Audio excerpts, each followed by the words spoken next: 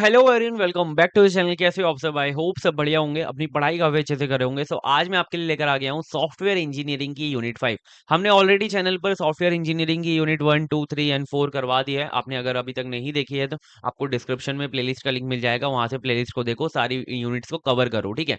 Unit 5 जो है उसको मतलब स्पेशली आरजीपीवी स्टूडेंट्स के लिए जिनके जो पेपर्स हैं वो आ चुके हैं। इस वीडियो के अंदर मैंने यूनिट 5 से जो हमारे इंपॉर्टेंट टॉपिक्स हैं, जो आपके पीवाईक्यूज के अंदर काफी बार रिपीट हो रहे हैं, उनको निकाल लिया है ना। उसको हम कवर करेंगे और हर एक टॉपिक को डिटेल में देखेंगे। आपको बहुत सिंपल वे में समझाऊंगा और कौन कौन से उसके अंदर सब टॉपिक्स जो होते हैं, चाहे उसके प्रोसेस हो, स्टेप्स हो, डिफरेंसेस हो, सबको कवर करूंगा। ठीक है। हर एक टॉपिक के साथ जैसे स्टार्ट करूंगा तो आपको बताऊंगा कि वो कब पीवाईक्यू में आया था, किस तरीके का उसका क्वेश्चन आया था, और वीडियो एंड होते होते आपके जो सारे क्वेश्चन है पीवाईक्यू में आए थे वो सारे आपके सॉल्व हो जाएंगे। ठीक है। तो बिना देरी करे, बिना किसी डिस्टरबेंस के वीडियो को जो है स्टार्ट कर दो और बैठ जाओ आराम से। अपने नोट्स वोट्स बना लेना। ठीक है। वैसे नोट्स आपको जो है मल्टी एटम्स एप्लीकेशन पे मिल जाएंगे। उसका जो एप्लीकेशन का लिंक है आपको डिस्क्रिप्शन में मिल जाएगा। ठीक है। तो अगर आपने अभी तक चैनल को सब्सक्राइब नहीं किया तो कर लो, हम आपके लिए इतना बढ़िया बढ़िया कंटेंट लाते रहते हैं। ठीक है। तो स्टार्ट करते हैं बिना कोई देर करे। ठीक है।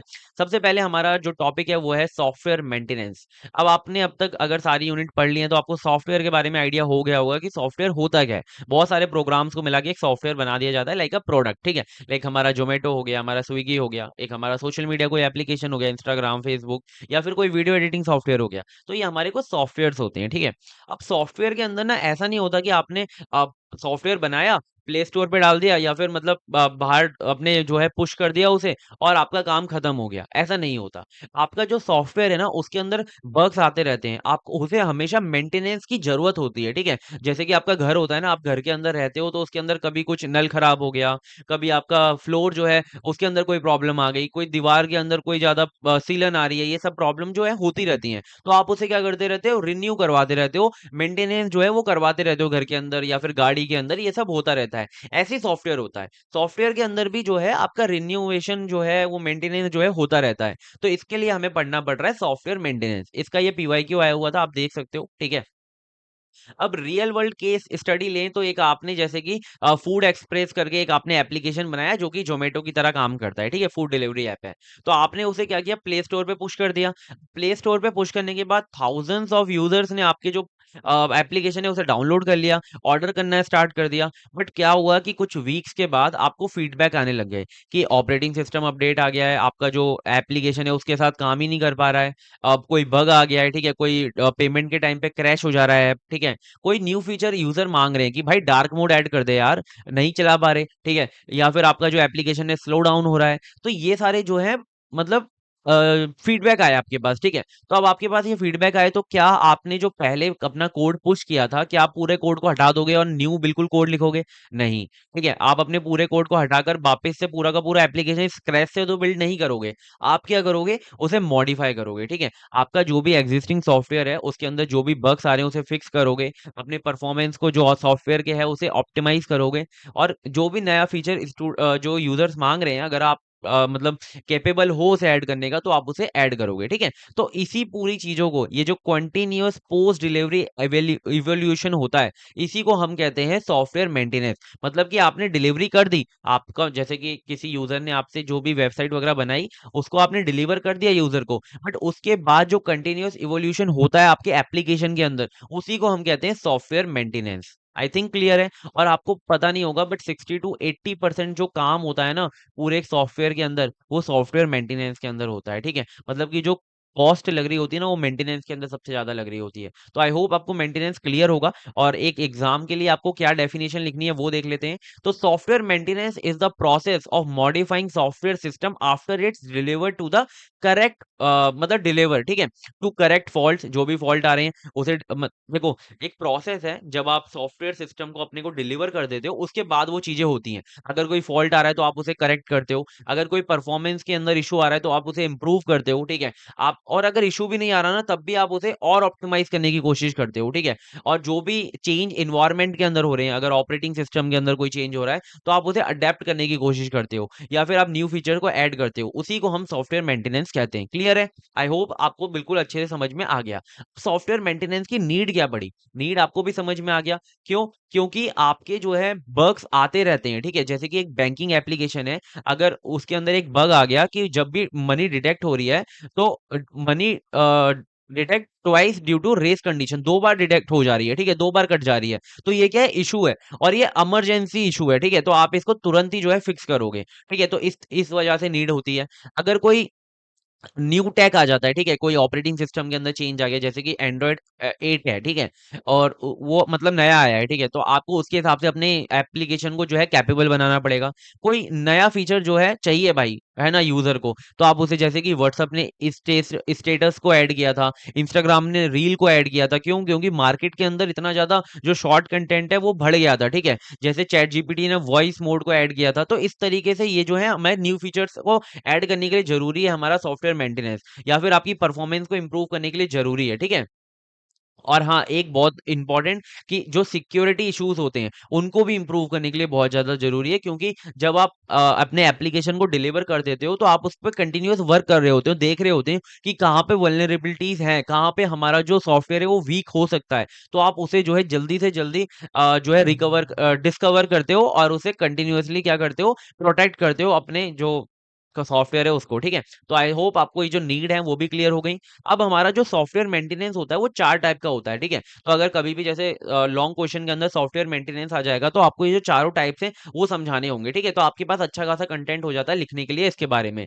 तो सॉफ्टवेयर मेंटेनेंस के 4 टाइप्स। सबसे पहला होता है हमारा करेक्टिव मेंटेनेंस। करेक्टिव मेंटेनेंस का मतलब ये होता है कि आपने जो भी अपना एप्लीकेशन प्रोडक्ट जो भी डिलीवर किया उसके अंदर कोई बग आ गया, ठीक है, कोई फॉल्ट आ गया, कोई डिफेक्ट आ गया, कोई भी इमरजेंसी पैच आ गया, तो आप उसको करेक्ट करने के लिए, आप उसे क्या बोलते हैं, ठीक करने के लिए जो है इस मेंटेनेंस को करते हो। इसकी डेफिनेशन सिंपल सी है, perform to fix reactive errors और defects discovered in the software after delivery. जो भी बाद में आपको मिलते हैं, जैसे कि व्हाट्सएप के अंदर एक प्रॉब्लम आई थी कि वो जब भी यूजर्स जो है हाई रेजोल्यूशन इमेजेस को ओपन कर रहे थे अपने व्हाट्सएप के अंदर, तो बार बार वो जो है क्रैश हो जा रहा था, तो उसको डेवलपर्स ने फिक्स किया, ठीक है। तो इस तरीके से एक हमारा करेक्टिव मेंटेनेंस होता है। अब एक आता है हमारा अडेप्टिव मेंटेनेंस। अडेप्टिव मेंटेनेंस क्या होता है? अडेप्टिव मेंटेनेंस आपको नाम से पता चल रहा है कि अडेप्ट करना, ठीक है, कि जो भी नए इन्वायरमेंट के अंदर चेंजेस आ रहे हैं, ठीक है, जैसे कि कोई ऑपरेटिंग सिस्टम अपडेट आ रहा है, कोई हार्डवेयर के अंदर आपने चेंजेस कर दिए, या फिर आपकी एपीआई चेंज हो गई, तो उसको अडेप्ट करना, उसी को अडेप्टिव मेंटेनेंस कहते हैं, ठीक है।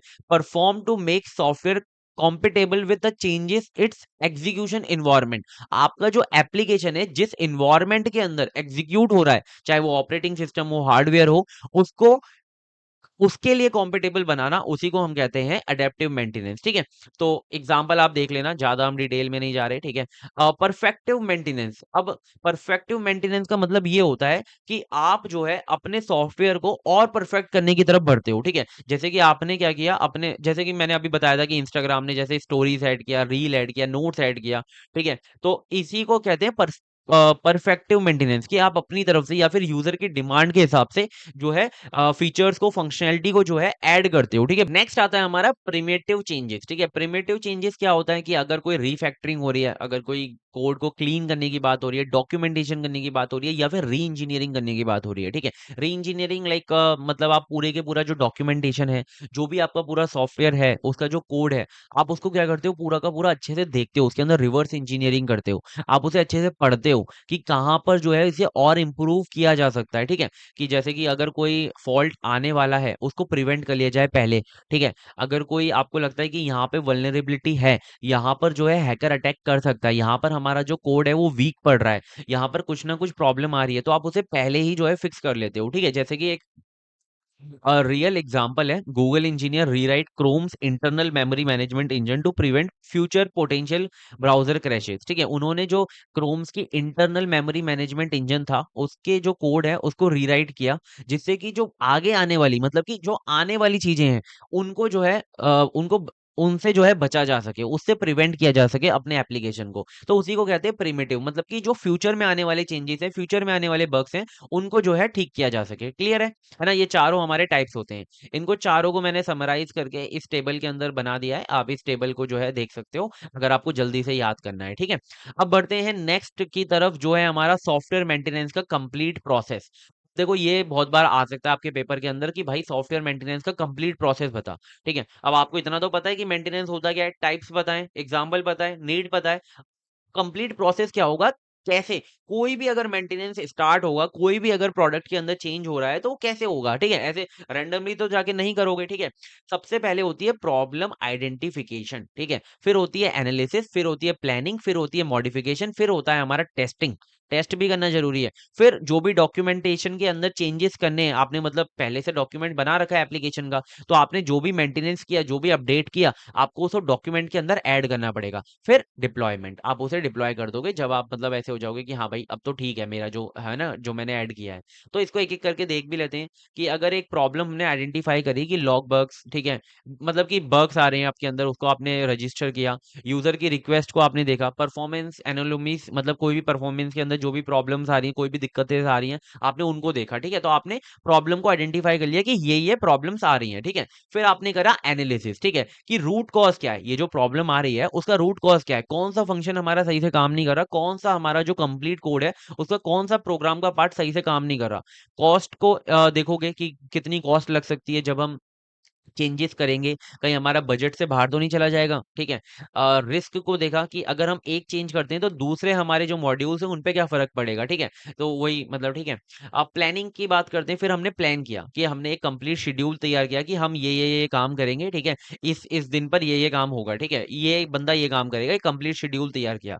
फिर जो भी हमारे पास रिसोर्सेज अवेलेबल हैं उनको अलोकेट किया, अभी हम इन्हें आगे और डिटेल में पढ़ेंगे। फिर सेफ्टी फॉलबैक्स लिए। ठीक है, जो भी रिस्क हैं उनको कम करने के लिए।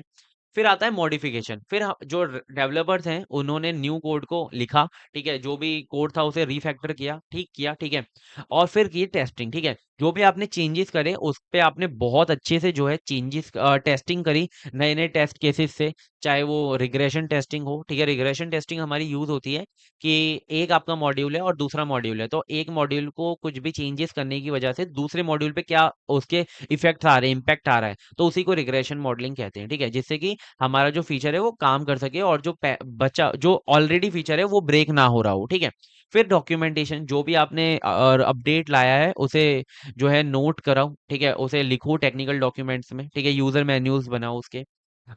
डिप्लॉयमेंट, फिर आपने जो भी आपका अपडेट था उसे जो है पुश कर दिया। ठीक है, प्रोडक्शन एनवायरनमेंट में, जिससे कि अब यूजर तक वो जो है पहुंच पाए। आई थिंक इतना क्लियर है, आपको प्रोसेस प्रोसेस समझ में आ गया होगा। ठीक है, अब हमारा एक टॉपिक होता है, सब टॉपिक है इसका, कॉस्ट डिस्ट्रीब्यूशन। कभी कभी 2 नंबर में आ जाता है कि सॉफ्टवेयर मेंटेनेंस के लिए कितना कॉस्ट डिस्ट्रीब्यूशन होता है। तो देखो स्टैंडर्ड सॉफ्टवेयर इंजीनियरिंग के अंदर जो एस्टिमेट बात करें तो उसके अंदर 60 to 80% जो कॉस्ट है वो हमारा पूरी की पूरी सॉफ्टवेयर लाइफ साइकिल के अंदर मेंटेनेंस पे जो है वो खर्च हो रहा होता है। ठीक है, आपका जो पूरा का पूरा बजट होता है ना 100%, उसका जो 60 to 80% बजट है वो सॉफ्टवेयर मेंटेनेंस के अंदर जाता है। मतलब कि सॉफ्टवेयर बनाने को आप सॉफ्टवेयर बनाना आपका 20 से 40% में हो जाता है, बट उसको मेंटेन करने के लिए आपको 60 से 80% जो है आपका बजट जा रहा होता है। ठीक है, एडवांटेजेस एंड डिसएडवांटेजेस आपको पता चल गए। ठीक है, कि जो भी बग्स आ रहे हैं आप उसे प्रोडक्शन डिफेक्ट्स वगैरह को फिक्स कर पाते हो। ठीक है, एप्लीकेशन की परफॉर्मेंस को एनहेंस कर पाते हो, जो प्रोडक्ट्स हैं उन्हें न्यू फीचर ऐड करते हो जिससे कि वो मॉडर्न बन सके। ठीक है, और जो भी हमारे सॉफ्टवेयर है उसकी लाइफ स्पैन को, जो भी लाइफ उसकी टाइम है उसे आप बढ़ा देते हो। ठीक है, नए नए फीचर्स को ऐड करके, जो भी बग्स है उनको इम्प्रूव करके। ठीक है, बट इससे क्या होता है कि लॉन्ग टर्म एक फाइनेंशियल कॉस्ट बहुत ज्यादा आता है। ठीक है, और इसकी वजह से जो टाइम एंड रिसोर्सेज हैं वो बहुत ज्यादा लगते हैं मेंटेनेंस के अंदर। ठीक है, और ऐसा हो सकता है कि आपने जो भी नए फीचर्स को ऐड किया है उसकी वजह से कुछ और बग्स भी जो है इंट्रोड्यूस हो जाते हैं। ठीक है, difficult to execute on poorly documented legacy code, जो बहुत ही पुराने पुराने जो हमारे सारे सॉफ्टवेयर्स हैं, जो कोड्स हैं, उनके अंदर इसको एग्जीक्यूट करना बहुत प्रॉब्लमेटिक होता है, ठीक है, क्योंकि उनके अंदर इस तरीके से कोड लिखा गया है जिसको अगर आपने छेड़ा तो पूरा का पूरा जो सॉफ्टवेयर है वो भी बिगड़ सकता है, ठीक है। तो आई थिंक आपको क्लियर होगा कि सॉफ्टवेयर मेंटेनेंस है क्या, और उसके टाइप्स और उसका प्रोसेस, एडवांटेज, डिसएडवांटेजेस, सब कुछ मैंने क्लियर कर दिया, ठीक है। सो अब बढ़ते हैं अपने नेक्स्ट इंपॉर्टेंट टॉपिक की तरफ, जो कि पूरी यूनिट 5 का सबसे इंपॉर्टेंट टॉपिक है, ठीक है, और कितनी बार रिपीट हुआ है आप देख सकते हो।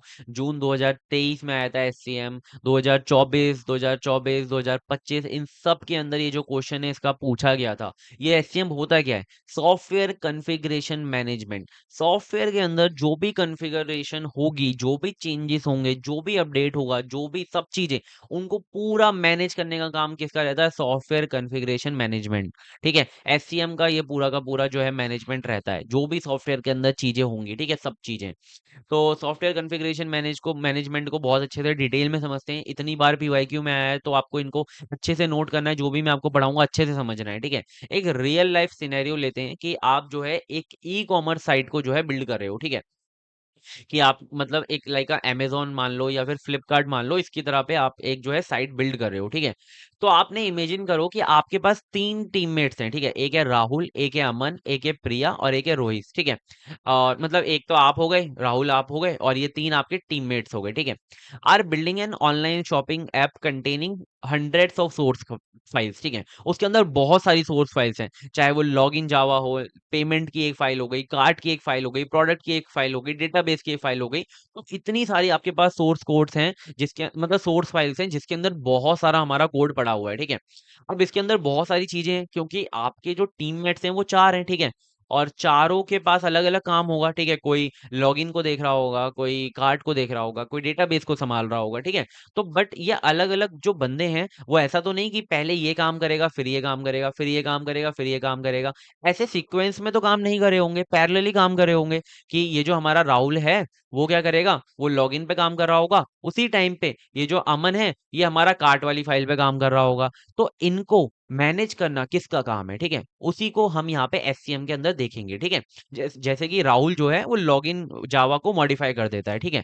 अमन जो है वो क्या करता है, एडिट करता रहता है लॉगिन जावा को साइमल्टेनियसली। तो देख रहे हो दोनों सेम फाइल पे काम कर रहे हैं, ठीक है। अब जो प्रिया है वो मॉडिफाई करती है पेमेंट जावा को, ठीक है, और रोहित जो है वो एक्सीडेंटली क्या कर देता है कि पूरी की पूरी जो प्रोडक्ट जावा की फाइल थी उसे डिलीट कर देता है भाई, ठीक है। तो मतलब समझ रहे हो आपकी ये सब काम हो रहा है एक ही टाइम पे। तो इन सबको मैनेज भी तो करना पड़ेगा, वरना तो हमारा का पूरा जो सॉफ्टवेयर है वही बिगड़ जाएगा, ठीक है। तो when everyone upload their code at night, अब ये सब काम करने के बाद इन्होंने अपना नाइट के टाइम पर क्या किया, कोड को अपलोड कर दिया। पता कैसे लगेगा कि कौन सा कोड हमारा लेटेस्ट है, हु किसने जो है प्रोडक्ट जावा को डिलीट किया? अब रोहित ने डिलीट करने के बाद मना भी तो कर सकता है कि भाई मैंने किया ही नहीं है, ठीक है। How do you we roll back? अगर डिलीट हो गया है तो मतलब जो पहले कोड लिखा हुआ था हम उस पे रोल बैक कैसे करेंगे? अब डिलीट हो गया, चलो छोड़ो, बट हम पहले वाले पे कैसे पहुंचेंगे? Without discipline the project collapse, ठीक है। अगर हमारे पास कोई डिसिप्लिन नहीं है, अगर हम सही से काम मैनेज नहीं करेंगे इसे, तो पूरा का पूरा जो प्रोजेक्ट है वो खत्म हो जाएगा। तो इसी के लिए हमारे पास सॉल्यूशन है, सॉफ्टवेयर कॉन्फ़िगरेशन मैनेजमेंट। जो मॉडर्न टेक जेंट्स हैं, चाहे वो गूगल हो, सॉफ्ट माइक्रोसॉफ्ट हो, इन्फोसिस हो, ये इतने थाउजेंड्स ऑफ डेवलपर को एक टाइम पर किस तरीके से हैंडल करती हैं, किस तरीके से मैनेज करती हैं, using software configuration management. I think clear है, नीड तो बहुत अच्छे से आपको क्लियर हो चुकी है, ठीक है। अब सॉफ्टवेयर कॉन्फ़िगरेशन मैनेजमेंट का जो है एक डेफिनेशन समझ लेते हैं, जो आपको अपने पेपर के अंदर लिख कर आनी है। एससीएम एक हमारा सिस्टमेटिक प्रोसेस है, जो क्या करता है, of identifying, organising, controlling, tracking and managing changes made to software source code. अब देखो, इन जो ये कीवर्ड्स है ना, चाहे वो आइडेंटिफाइंग हो गया, ऑर्गेनाइजिंग हो गया, कंट्रोलिंग हो गया, ट्रैकिंग, मैनेजिंग, इन सबको जो है आपको याद रखना है, ये जरूर आपकी डेफिनेशन के अंदर होना चाहिए, ठीक है। ये सारे काम करता है, ठीक है। आइडेंटिफाई कर रहा है, एनालाइज कर रहा है, और कंट्रोल कर रहा है, ट्रैक कर रहा है, मैनेज कर रहा है, कि जो भी हमारे सॉफ्टवेयर के सोर्स कोड के अंदर, डॉक्यूमेंटेशन के अंदर, आर्टिफैक्ट्स के अंदर, ठीक है, through out the software development life cycle, जो भी चेंजेस होंगे उन सबको कंट्रोल, आइडेंटिफाई, ये सब करने का किसका काम है? सॉफ्टवेयर कॉन्फ़िगरेशन मैनेजमेंट का काम है। आई थिंक आपको क्लियर हो गया होगा, ठीक है। अब जब भी हमारा सॉफ्टवेयर इवॉल्व होता है, ठीक है, कोई भी उसके अंदर चेंजेस होते हैं, तो हमारा जो एससीएम है एक्यूरेटली हमें 5 आंसर देता है, ठीक है? 5 क्वेश्चन के आंसर देता है कि व्हाट चेंज, क्या चेंज हुआ, किसने चेंज किया, क्यों चेंज हुआ और कब चेंज हुआ और कौन-सा हमारा जो ऑफिशियल वर्ज़न है वो मतलब कौन-सा हमारा जो वर्ज़न है वो ऑफिशियल है, ठीक है? तो मतलब हमें इन 5 क्वेश्चन के आंसर जो है वो मिल जाते हैं, अगर कोई भी हमारे सॉफ्टवेयर के अंदर चेंजेस होते हैं, ठीक है? कि what, who, why, when and which, ठीक है? ये आपको याद रखना है, ठीक है? बात करते हैं आगे, ठीक है? अब हमारी नीड क्यों पड़ी? क्योंकि देखो अब क्या होता है कि हमारे एक सॉफ्टवेयर के अंदर बहुत सारे जो डेवलपर्स हैं वो काम कर रहे होते हैं। तो उनके कोऑर्डिनेशन के लिए हमें ज़रूरत पड़ती है एससीएम की।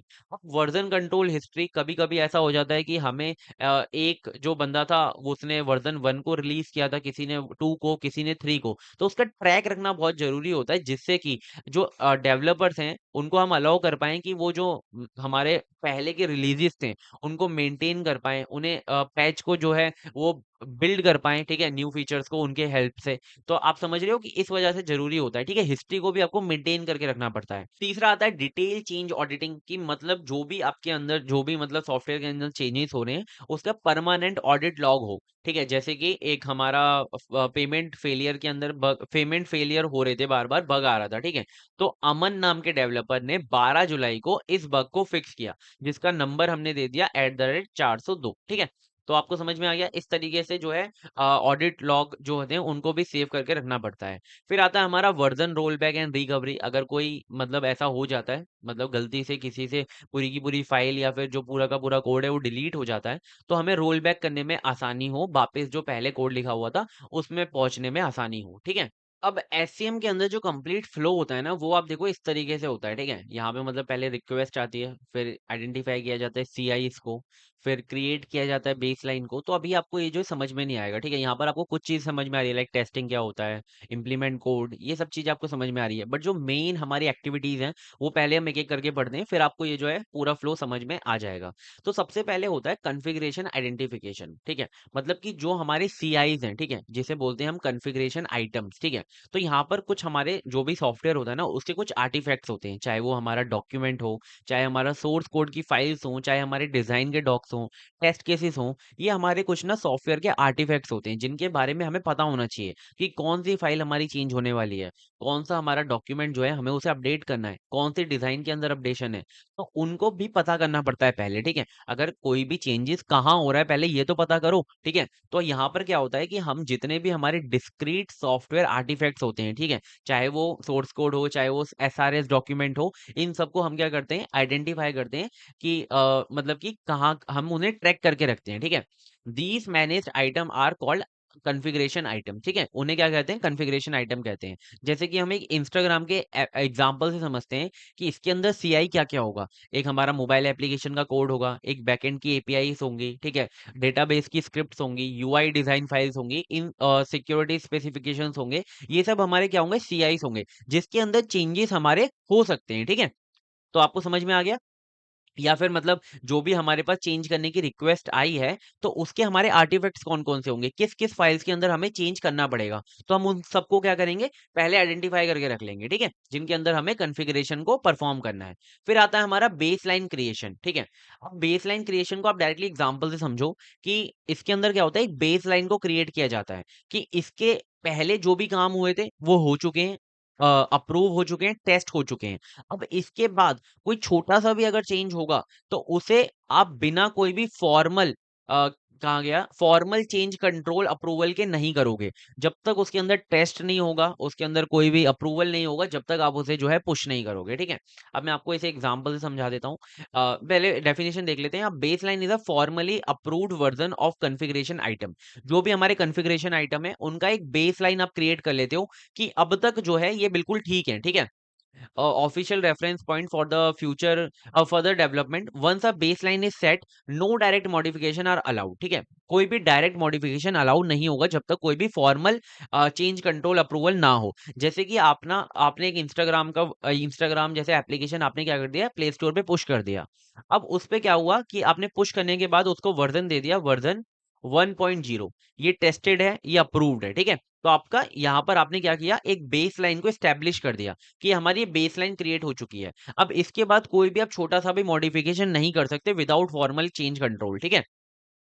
अब क्या हुआ, फ्यूचर में आपने एक नया वर्जन क्रिएट किया 1.0 1.1 या फिर 2.0, ठीक है। वाइल 1.0 रिमेन्स इंटैक्ट, ठीक है। मतलब कि आपने एक नया जो है वो चेंज तो कर दिया, बट वो जब तक आप चेंज नहीं कर सकते, जब तक आप इसके अंदर टेस्टिंग नहीं करोगे, जब तक जो भी आपके स्टेप्स होते हैं उन्हें फॉलो नहीं करोगे, और तब उसके बाद आप जो है पुश कर पाओगे, ठीक है। तो आपकी एक बेसलाइन क्रिएट हुई, उसके बाद आपने फिर 2.0 कर अगर पुश किया तो उसके बाद एक बेसलाइन क्रिएट हो गई।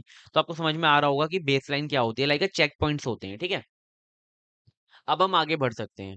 अब वर्जन मैनेजमेंट, ठीक है। और ये जो होती है ना हमारी बेसलाइन, इससे थोड़ा सा रोल बैक करने में भी हेल्प होती है, ठीक है। वर्जन मैनेजमेंट, अब वर्जन मैनेजमेंट सिंपल होता है, जैसे हम वहाँ पे बेसलाइन को क्रिएट कर रहे थे, उसके अंदर जो हमने वर्जन रिलीज करे, ठीक है, उनको बस ट्रैक करके रखना कि पहले वर्जन 125 आया था, किसने उसको पुश किया, किसने उसके अंदर चेंजेस करे, वर्जन फिर 126 आया था, तो उसी को क्या करना, ट्रैक करना, उसी को हम कहते हैं version management. Keep track of multiple versions of software artifacts over a time, allowing team to compare changes, restore legacy build and branch of development lines, ठीक है। कि मतलब जो टीम है, जो भी सॉफ्टवेयर को बिल्ड कर रही है, उसे पता रहे कि पहले क्या क्या चेंजेस हुए थे, उसे आप कंपेयर कर पाओ, जो भी पहले चेंजेस थे अगर आपको उस तक पहुंचना है तो आप उसे रिस्टोर कर पाओ, ठीक है। तो ये सब के लिए हमारा जो वर्जन मैनेजमेंट है वो यूज होता है। आपने अगर गिटहब यूज किया है तो आपको पता होगा कि आप उसके अंदर पहले जब कोड पुश करते हो स्टार्टिंग में, फिर उसके बाद जो भी आप पुश करते रहते हो, तो आपका जो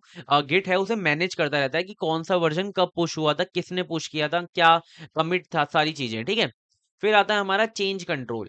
अब चेंज कंट्रोल क्या होता है, ये इसे आप शॉर्ट में इसे कहते हैं चेंज कंट्रोल बोर्ड, सीसीबी, ठीक है। ये हमारा एक स्ट्रक्चर्ड प्रोसेस होता है ऑफ प्रोपोजिंग, इवेल्युएटिंग, अप्रूविंग और रिजेक्टिंग एंड इम्प्लीमेंटिंग चेंजेस। मतलब कि आपने कंप्लीट जो है वर्क फ्लो बनाया हुआ है कि अगर कोई भी चेंजेस आता है तो पहले ये वाला स्टेप कंडक्ट होगा, फिर ये वाला स्टेप कंडक्ट होगा, उसके बेस पे हमारा जो एप्लीकेशन या फिर जो प्रोडक्ट के अंदर आप चेंजेस कर रहे हो वो अप्रूव होगा या फिर रिजेक्ट होगा, और उसके बाद उसे इम्प्लीमेंट करना है या नहीं करना है, ठीक है। तो ये सारे ऐसे वर्क फ्लोस बनाया हुआ है, उसी को कहते हैं चेंज कंट्रोल बोर्ड, ठीक है। इतना क्लियर है। यहाँ पर एक वर्कफ्लो देख सकते हो कि यूजर की रिक्वेस्ट आई, आपने सबसे पहले कॉस्ट एंड रिस्क एनालिसिस किया कि अगर कोई चेंज हम करते हैं तो उससे कॉस्ट पे कितना फर्क पड़ेगा हमारे बजट पे, और रिस्क कितना आ सकता है और मॉड्यूल्स पे। फिर जो सीसीबी है, जो चेंज कंट्रोल बोर्ड है, उसने उसके बेसिस पे अप्रूवल और रिजेक्शन किया। जैसे कि अगर अप्रूवल किया तो जो कोड है उसके अंदर मॉडिफिकेशन हो जाएगा, फिर रिग्रेशन टेस्टिंग होगी, फिर बेसलाइन रिलीज हो जाएगी कि ये हमारा जो वर्जन है रिलीज हो चुका है, अब ये बेसलाइन बन गई, ठीक है। तो आई थिंक इतना क्लियर है। अब हम आगे बढ़ते हैं, कॉन्फ़िगरेशन ऑडिट। ये हमारा एक इंडिपेंडेंट क्वालिटी चेक होता है, verifying that approved change have been correctly implemented and that documentation align perfectly with the actual code release, ठीक है। मतलब कि आप रैंडमली ये चीज हो रही होती है कि आपका जो है पुश पुश हो गया है कोड रैंडमली, एक क्या होगा, एक इंडिपेंडेंटली एक क्वालिटी चेक होगा, आपका जो पूरा का पूरा जो प्रोडक्ट है उसका जो पूरा का पूरा कोड है उसे चेक किया जाएगा कि जो भी आपने चेंजेस करे थे वो अच्छे से काम कर रहे हैं या नहीं कर रहे, और उन चेंजेस को आपने चेंजेस किया है उसके हिसाब से आपने जो डॉक्यूमेंटेशन है उन्हें भी चेंज किया था या नहीं किया था। ऐसा तो नहीं कि आपने चेंज तो कर दिया बट डॉक्यूमेंटेशन वही पहले वाले हैं, ठीक है। ये होता है कॉन्फ़िगरेशन ऑडिट, ठीक है। अब आता है हमारा status reporting. Status reporting simple है कि यहाँ पर एक प्रोवाइड पीरियोडिक एडमिनिस्ट्रेटिव रिपोर्ट, जैसे कि हमारी एक रिपोर्ट होती है ना, जैसे कि जो भी हमने चेंजेस करे, उस चेंज करने के बाद हम एक ना मतलब रिपोर्ट तैयार कर लेते हैं, जो हमें ये बताता है कि चेंज रिक्वेस्ट जो थी वो क्या था, उसका स्टेटस क्या रहा, जो रिक्वेस्ट आई थी आपने उसे ठीक किया या नहीं किया, क्या वो वेटिंग में तो नहीं है, वो सारी चीजें, आपने कौन कौन से बग्स को फिक्स किया, कितने बग्स को फिक्स किया, कितना टाइम लगा उसके अंदर, करंट एक्टिव बेसलाइन कौन सी है, ठीक है, कौन सा हमारा जो लेटेस्ट वर्जन है वो कौन सा है, वो सारी चीजें, ठीक है। एक यहाँ पर एग्जांपल भी है, जैसे कि SCM status report shopping app version 2.5, ठीक है, ये इसकी एक रिपोर्ट है, ठीक है। तो करंट बेसलाइन हमारी जो लेटेस्ट है वो है वर्जन 2.5, और जो पेंडिंग बग्स फिक्सेस हैं वो है 5, और जो फीचर्स जो आपने ऐड किया है वो है 12 यूपीआई पेमेंट्स, और लास्ट किसने मॉडिफाई किया था, अमन ने मॉडिफाई किया था, और ऑडिट स्टेटस क्या है, जो कॉन्फ़िगरेशन आपने ऑडिट किया है, जो ठीक सब कुछ देखा है वो पास हो चुका है, तो ये एकदम सही है, ठीक है। तो इस तरीके से मतलब एक जो रिपोर्ट है वो तैयार होती है, जिसे कहते हैं स्टेटस रिपोर्टिंग, ठीक है। तो अब जो है आपको ये जो पूरा का पूरा फ्लो है वो समझ में आ जाएगा। सबसे पहले हमारी ये चेंज करने के लिए रिक्वेस्ट आई, जो भी चेंज करना था उसके हमारे आर्टिफैक्ट्स कौन-कौन से, कौन से हमें सोर्स कोड के अंदर चेंज करना है, कौन सी फाइल के अंदर चेंज करना है, कौन से हमें डॉक्यूमेंट की ज़रूरत है, कौन से डिज़ाइन की ज़रूरत है, वो हमने यहाँ पे आइडेंटिफाई किया। फिर हमने क्या किया, एक बेसलाइन क्रिएट करी कि कौन-सा वर्ज़न हमारा कंप्लीट होगा, एक बेसलाइन हमने क्रिएट कर ली। फिर हमने एक इन एनालिसिस करी, इम्पैक्ट एनालिसिस की, जो हम चेंजेस कर रहे हैं उससे क्या-क्या हमारे जो क्या बोलते हैं उसके और मॉड्यूल्स के अंदर जो है दिक्कतें आ रही हैं, उन सबको एनालाइज़ किया गया। फिर जो सीसीबी है, चेंज कंट्रोल बोर्ड, उसने उसे अप्रूवल किया। फिर जो कोड है उसे इम्प्लीमेंट किया गया। फिर रिग्रेशन टेस्टिंग की गई। फिर कॉन्फ़िगरेशन ऑडिट की गई, इंडिपेंडेंट जो चेक होता है। फिर स्टेटस रिपोर्टिंग को तैयार किया गया और फिर जो न्यू रिलीज़ है उसे कर दिया गया, ठीक है, प्रोडक्शन पे। तो आई थिंक आपको क्लियर हो गया होगा कि मेजर एक्टिविटीज क्या होती हैं, कंप्लीट फ्लो क्या होता है। अब आपको समझ में आ रहा होगा, ठीक है। अब मॉडर्न एससीएम के कुछ टूल्स हैं, जैसे कि मैंने आपको बताया भी था, गिट है एक हमारा डिस्ट्रीब्यूटेड वर्जन कंट्रोल सिस्टम है, ठीक है। आप इसे यूज भी करते होंगे, इसको ज्यादा क्या ही बताएं, ठीक है। एक हमारा गिटहब है, गिटलैब है, बिट बकेट है, ये हमारे क्लाउड एससीएम प्लेटफॉर्म है, ठीक है। ये वेबसाइट की तरह काम करते हैं। आप इस पे जो है जाकर अपने जो कोड है उसे पुश कर सकते हो, ट्रैक कर सकते हो, मल्टीपल जो टीम मेंबर्स हैं वो एक साथ काम कर सकते हो, ठीक है। अपाचे एसवीएम में जब बहुत ही बड़ा कोई प्रोडक्ट होता है उसके लिए यूज होता है, ठीक है। सेंट्रलाइज ये भी एससीएम टूल है, ठीक है। तो ये कुछ आपको नाम याद रखने, कभी कभी 2 नंबर में पूछ सकते हैं, ठीक है। अब एससीएम के advantages and disadvantages I think बताने की जरूरत नहीं है, ठीक है। आप देख सकते हो कि अगर कोई भी एक्सीडेंटल कोड जो है ओवरराइट हो जाता है या फिर डेटा लॉस हो जाता है, तो उसको आप प्रिवेंट कर सकते हो एससीएम की हेल्प से, ठीक है। जो वर्जन की हिस्ट्री है आप उसे अच्छे से देख सकते हो, इजीली रोल बैक कर सकते हो, ठीक है। मल्टीपल डेवलपर्स जो है कोऑर्डिनेशन के अंदर एक टीम के अंदर काम कर सकते हैं।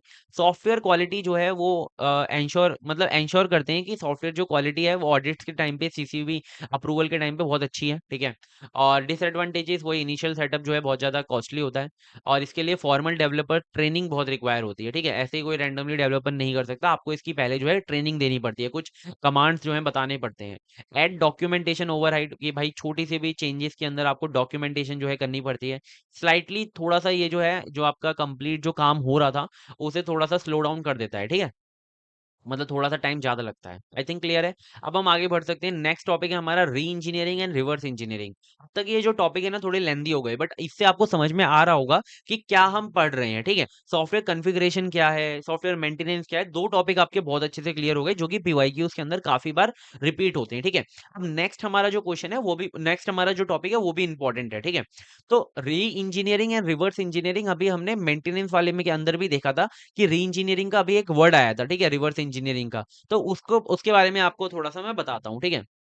तो ये हमारा पीवाईक्यूज़ में आप देख सकते हो डिफरेंस पूछा था और डिटेल जो हमारे री-इंजीनियरिंग है उसके स्टेप्स पूछे गए थे, ठीक है? तो ये हम इसके अंदर कवर कर लेंगे इस टॉपिक के अंदर। एक रियल लाइफ सिनेरियो देखते हैं कि एक हमारा हॉस्पिटल सिस्टम है, ठीक है?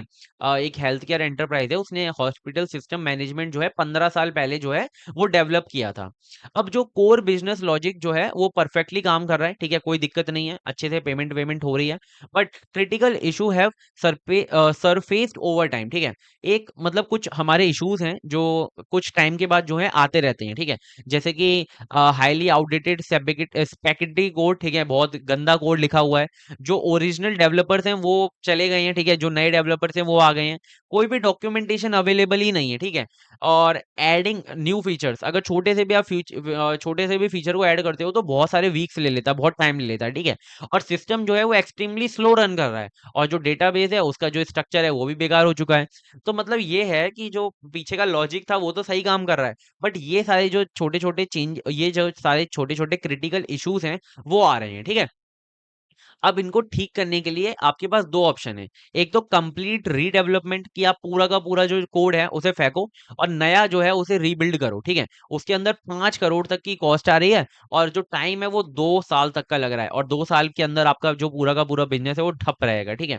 बट यहाँ पर आपके पास दूसरा ऑप्शन भी है, रिवर्स एंड री-इंजीनियरिंग का, ठीक है। जिसके अंदर जो आप क्या करोगे, ओल्ड सॉफ्टवेयर को पहले अंडरस्टैंड करोगे, समझोगे, फिर उसे मॉडर्नाइज करोगे, स्टेप बाय स्टेप ठीक करोगे, ठीक है। तो रिवर्स का मतलब होता है समझना और री इंजीनियरिंग का मतलब होता है स्टेप बाय स्टेप उसे चेंज करना, इंप्रूव करना, ठीक है। तो इसके अंदर जो कॉस्ट है वो काफी कम आएगी और टाइम भी काफी कम लगता है, ठीक है। तो इस वजह से हम रिवर्स इंजीनियरिंग और री इंजीनियरिंग पढ़ने वाले हैं, ठीक है। आपको क्लियर हो गया होगा। अब पहले पढ़ते हैं रिवर्स इंजीनियरिंग।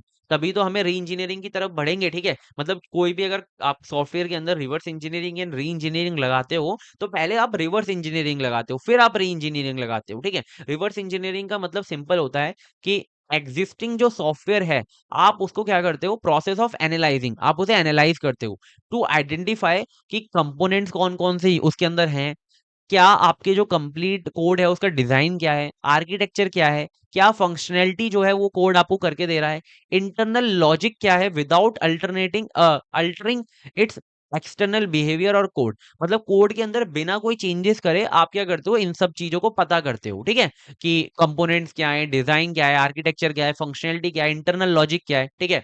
तो रिवर्स इंजीनियरिंग सिंपल है कि आप उसे रीड करते हो और अंडरस्टैंड करते हो ओनली, कोई भी मॉडिफिकेशन जो है नहीं करते हो। क्लियर है? तो इसके कोर ऑब्जेक्टिव्स क्या है? कोर ऑब्जेक्टिव सिंपल है कि इसके अंदर जो भी मिसिंग डॉक्यूमेंटेशन है, जो लॉस्ट हो चुके हैं, उन्हें रिकवर करने की कोशिश करते हो आप इसके अंदर, ठीक है। कि आपको पता लग जाता है कि ये डॉक्यूमेंटेशन जो है यहाँ पर मिसिंग है। यहाँ पर आप जो लेगेसी सॉफ्टवेयर आर्किटेक्चर है, जो पुराने पुराने सॉफ्टवेयर आर्किटेक्चर है, उसे अंडरस्टैंड करते हो, प्रोग्राम के लॉजिक जो कॉम्प्लेक्स है उन्हें एनालाइज करते हो और डेटा फ्लोज को समझने की हेल्प करते हो, कोशिश करते हो, ठीक है।